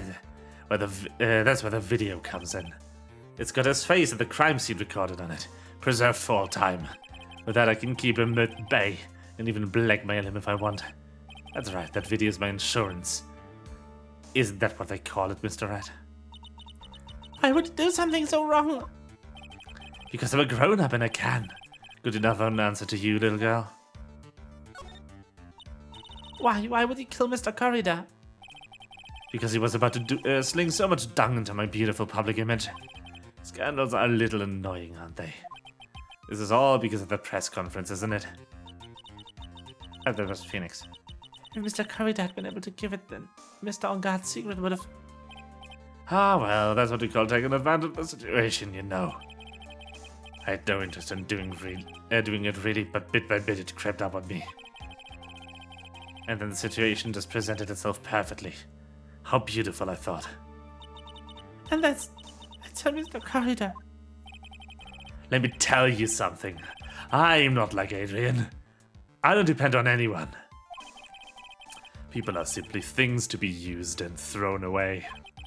Put on a sweet innocent face and people will swallow anything you feed them. Adrian fell for it, the assassin too. Oh, and how can I forget? Even you fell for it, Mr. Lawyer. Everyone all working their butts off for me, mad on guard. Oh, did I leave you speechless? What a shame! What's wrong, Mr. Lawyer? You've grown awfully quiet. How could I have been so deceived? I've been so deceived by you all this time. When we first met, I asked you if you had killed Juan Corridor, and you answered very clearly that you hadn't killed anyone.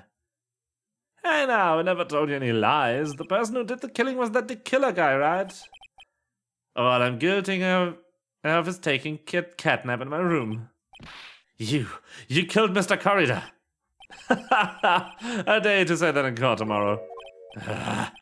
But too bad you can't. You're my lawyer after all, aren't you? You could always drop my case and refuse to represent me. How does that sound? But you can't, can you? That would be the one thing you absolutely can't do. Mystic Maya. You wouldn't want to test the killer. He's a man of his words, or so I hear. You could end up getting a certain friend of yours rubbed out if you lose. You scoundrel.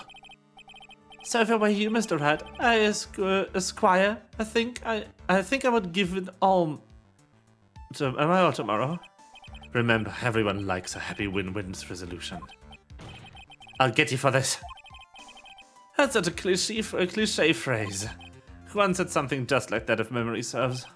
Of course, well, we all know how well things turned out for him, don't we? Good night, Mr. Lawyer. Maya, what am I supposed to do? Great! And now you finally found it. The starting line of this case. Edgeworth? I don't care for the horrid atmosphere here. Let's return to the precinct. He transitioned us into the fucking precinct. Amazing. Well, Wright, what are you going to do? If you plan on changing your strategy? No, we can't do that. That's right, he's holding my hostage. What should I do? It's something I can answer for you. Mr. Edgeworth.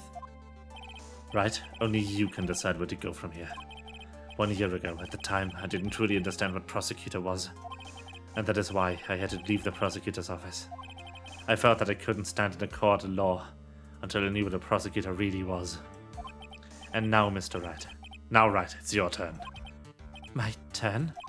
What is this thing called a lawyer? What can you do as one? You must find the answer. And you must find it on your own. Oh. I'm a lawyer. But to fight for someone who's clearly a killer. Madame God, that man is really... Ah! It doesn't matter who every person deserves a proper defense and a fair trial. It doesn't matter who. Every person deserves a proper defense and a fair trial. Isn't that the basis of our judicial system? Proper defense, but what exactly is that? Is it why a lawyer forcibly blindly gets an acquittal through shouting and trickery?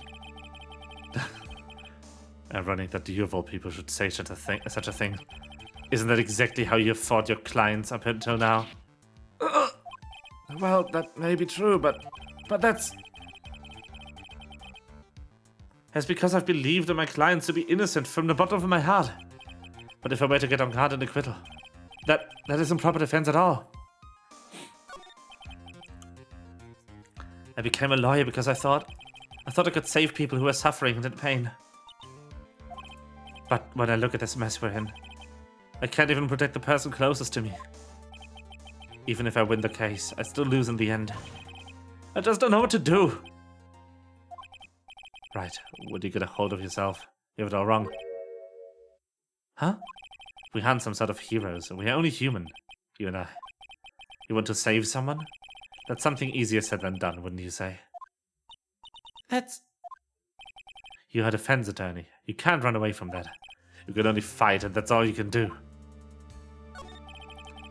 People like you and Franziska von Karma are always using all you have to pin me down. You fight to the very end even when you know the truth is not with you. But I'm not like you. I can't fight for a false verdict.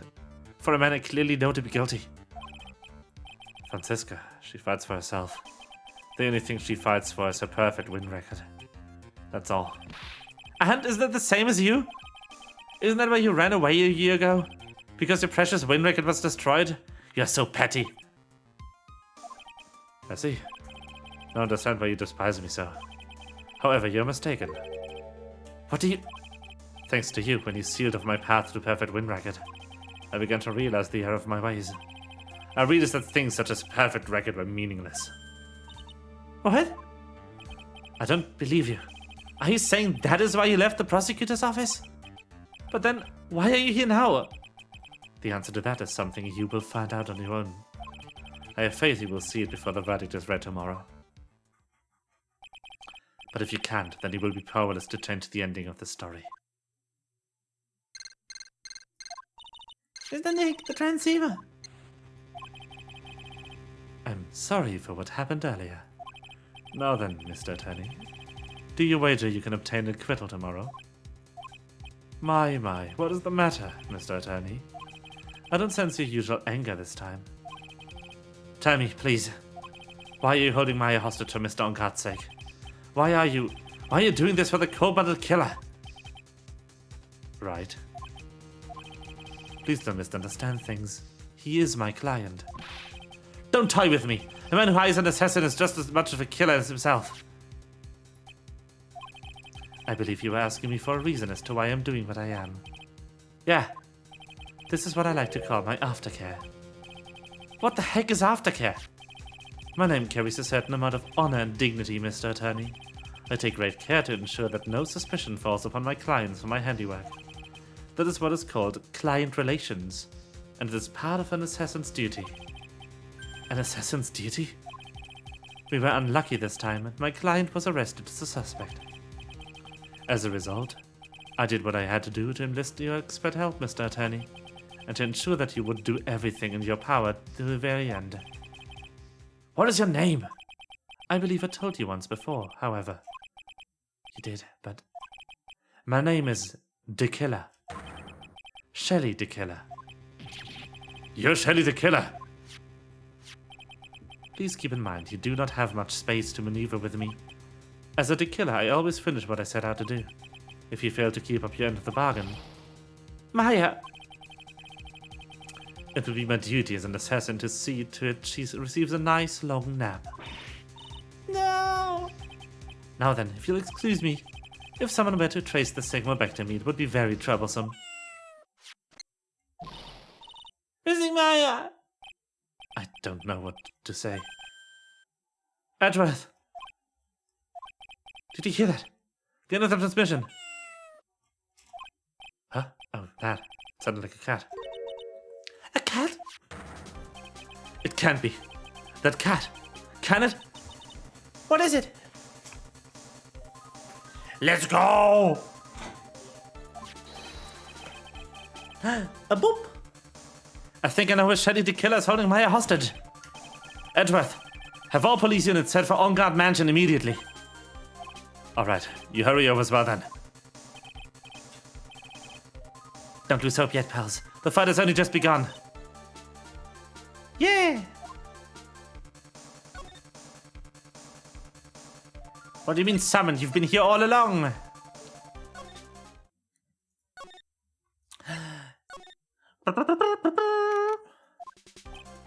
Maya! His answer's missing, Maya! We have this area completely surrounded. There's no way for him to escape. Assuming he's still in the area. I can't believe it. That butler. All this time he was the killer. He and a guard were working together all this time. I'm sure they'd worked out a contingency plan ahead of time.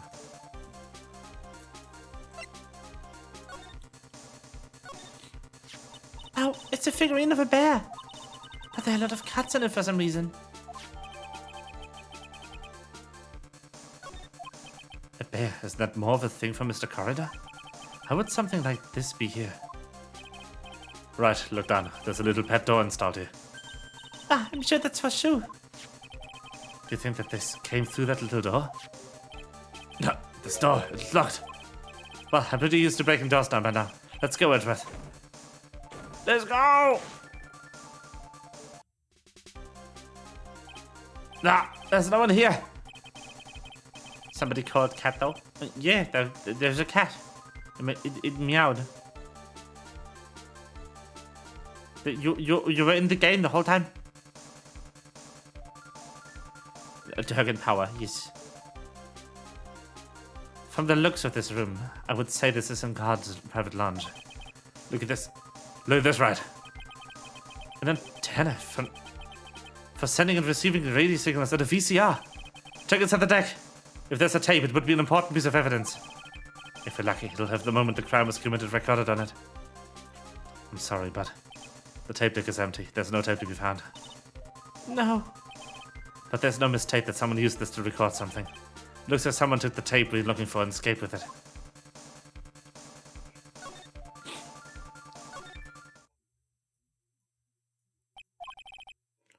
We've searched all over, but it looks like he got away. I'm sorry. It looks like he slipped out the grasp this time. And now we've lost our only lead. Don't give up yet. That little girl is looking to you by the pillar. Yeah, you're right. We're close, I can tell. We've already set up checkpoints along every route leading out of this district. Leave the rest to us. Maya.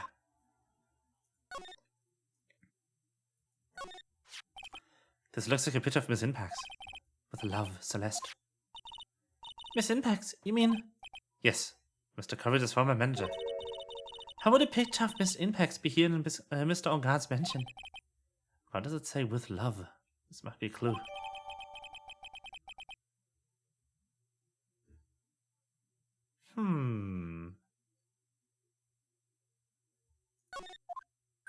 Ah! What's wrong, pals? Please let me see that picture frame. Huh? What's so special about that frame? On the back! There's something written on the back of the frame! Maya! It's missing Maya! She's left us a message! What?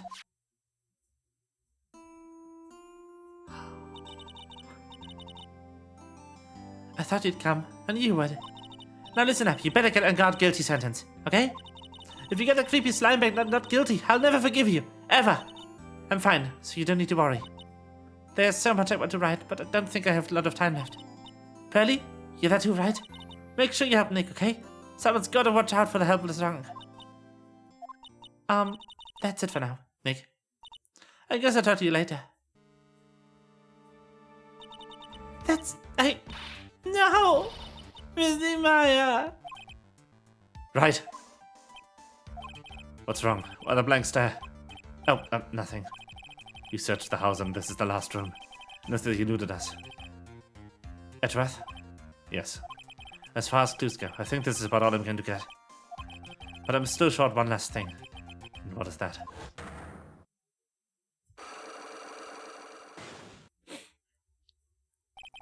Miss Andrews' psyche log. If we could just find out what she's secret she's holding, then I think I stand a chance in court tomorrow. to blow this case wide open and expose the truth. I know what you're thinking. I'll contact the detention center. Thanks, Edrith. Well, let's go, pals. It's time to open the this last lock. Oh, we just got funneled here. Good evening, Mr. Wright. What's wrong? You look ill. Miss Andrews, I've come to remove your psych lock. Psych lock? I want to know, and you will tell me. Your secret. Fine, go ahead. Try to break me if you can.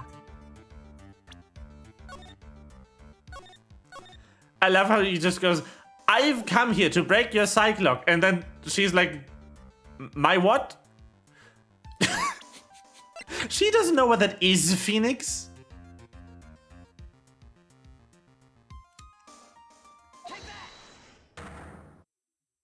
Okay, we've already done part of this, so we'll just skip over. Boop, boop. Revenge for only one person who would make sense ever for her to get revenge on, which is her. But why?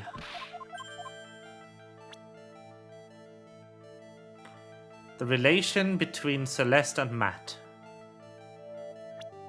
That is something I couldn't explain last time, but I can now. With this. She's gotta believe she was talking about something lewd. Yes.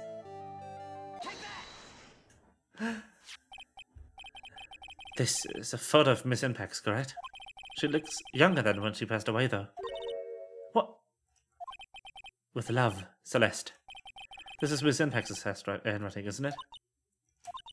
Why did you find this? No, that's all right. It was a rhetorical question. Yeah, it is. I found this at Mist on God's Mansion. And after all this time, my last remaining secret has been revealed.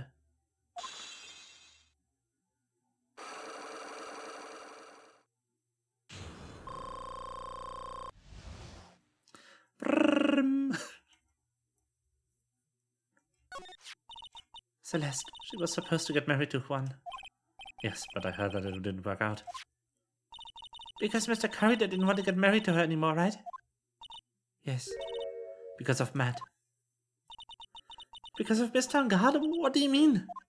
I think I can see where this is going. Celeste, she was Matt's manager a long time ago.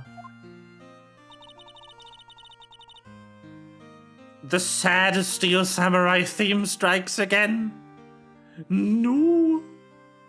She was the happiest woman in the world at the time. I was working part-time back then, and I often saw the two of them together. So that's why, with love, Celeste is written on the frame of the picture. They were a couple, weren't they? It wasn't anything as splendid as that. Celeste was being used. Toyed with until she was thrown away. That's so horrible. Matt's entire image is built around how nice and wonderful of a man he is. A scandal would have destroyed that. Which is why Celeste in her kindness moved over to Worldwide Studios. And that's why she met Juan. She seemed really happy with him, even happier than when she was with Matt. Celeste and Juan were such a good match. They were even planning to get married. And then it was suddenly called off. On the night Juan called the marriage off, Celeste, she killed herself. And that's why I framed Matt. It was revenge for Celeste and for myself. I'm sure even you can guess why Juan called off the wedding, right? Matt confessed to Juan about his relationship with Celeste. I see, so that's what happened. But then why did Mr. Carida have to call off the wedding? I don't understand at all. It was probably because of his worthless pride. Juan and Matt were always fierce rivals. Matt waited for the wedding announcement and then unleashed the truth on Juan. He was aiming for what would hurt Juan the most. Poor Miss Impax. That wasn't the end of it. That day, I'm almost certain Celeste left a suicide note behind, And in that note, she left a detailed account of Matt's various misdeeds, and so that she would never again be hurt by Matt, she chose to die. Then, when Juan discovered her body, he hid her note. Why would he do that? It's simple. Juan realized that note was a powerful weapon against Matt, and would be especially damaging to his refreshing like a spring breeze image. In any case. With his pride hurt, Juan sought revenge. Revenge? That's the word again. Juan wanted to publicly disclose the contents of that suicide note. At a time that would cause Matt the most damage, of course.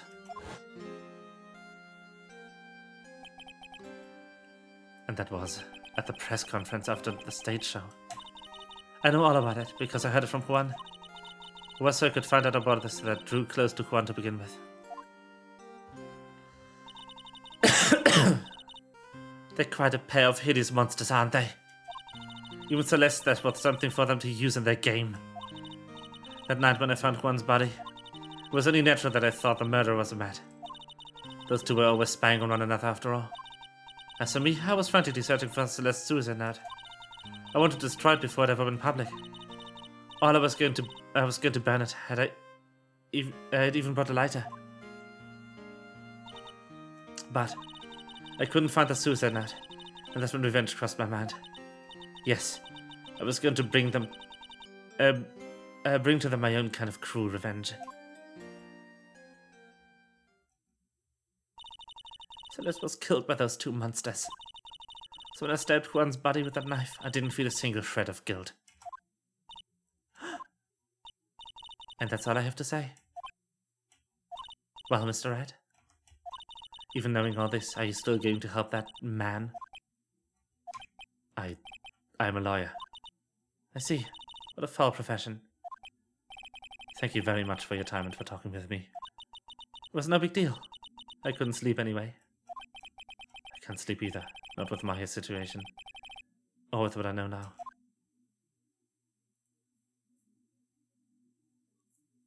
Damn!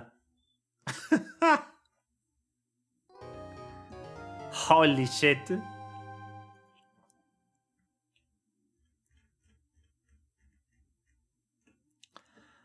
I am very sorry to say, though, that my voice is starting to give out, so I can't keep going. No!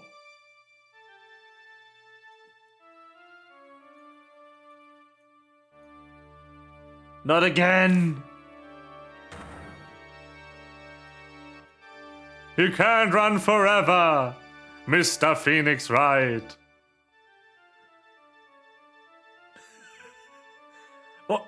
What have I done wrong? I cannot allow you to go on like this.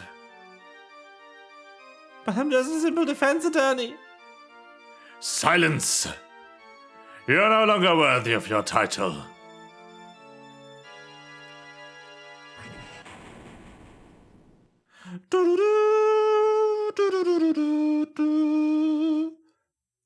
I've had this dream before. As if this day was written to my destiny. Today, I'll stand in court as a lawyer to prove a killer innocent.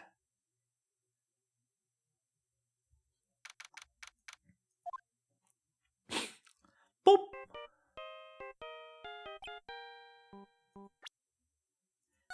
I will save here, though. Title screen. Yes. Again, my voice is unfortunately a finite resource. We will have to finish this another time. I'm very sorry to have to cliffhang you, but I can't keep reading. I will lose my voice if I keep going. Pit pat, yay. So I will not be home on Tuesday. I will get back home on Wednesday, but I don't know when I will get home on Wednesday. So we are either finishing this in a spontaneous stream on Wednesday, if and only if I make it back early enough, or we will finish this on Friday. Because I'm definitely home Friday. I will also probably be taking a day off on Friday to have a long weekend with a holiday and everything. So, yeah. But yeah, I will try to keep you posted when I know on Wednesday. I could also theoretically just stream on Thursday. I will figure something out. I will keep you updated in the Discord. So you can peek there. I don't want anyone to miss the end of Ace Attorney 2. So yeah. But that will be stream for today. Thank you everyone so much for watching. I hope you have a good you've had a time of the good variety with Ace Attorney. Part 2 of 3. I can't believe there's still a whole other game after this. Holy shit. And yeah. Good night. Bye-bye.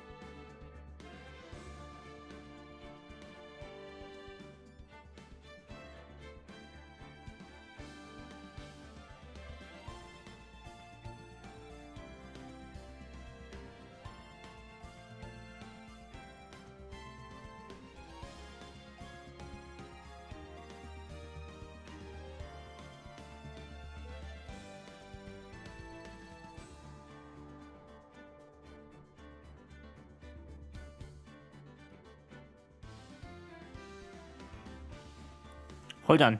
If anyone's still here, we can raid someone. I hope people are still listening. Hello. We are going to raid Corey. Do the snake raid. But also, it is Corey's birthday. So we're doing this as the raid command. Spam this when we get to Corey's stream. Wish Corey a happy birthday. And now actually end of stream.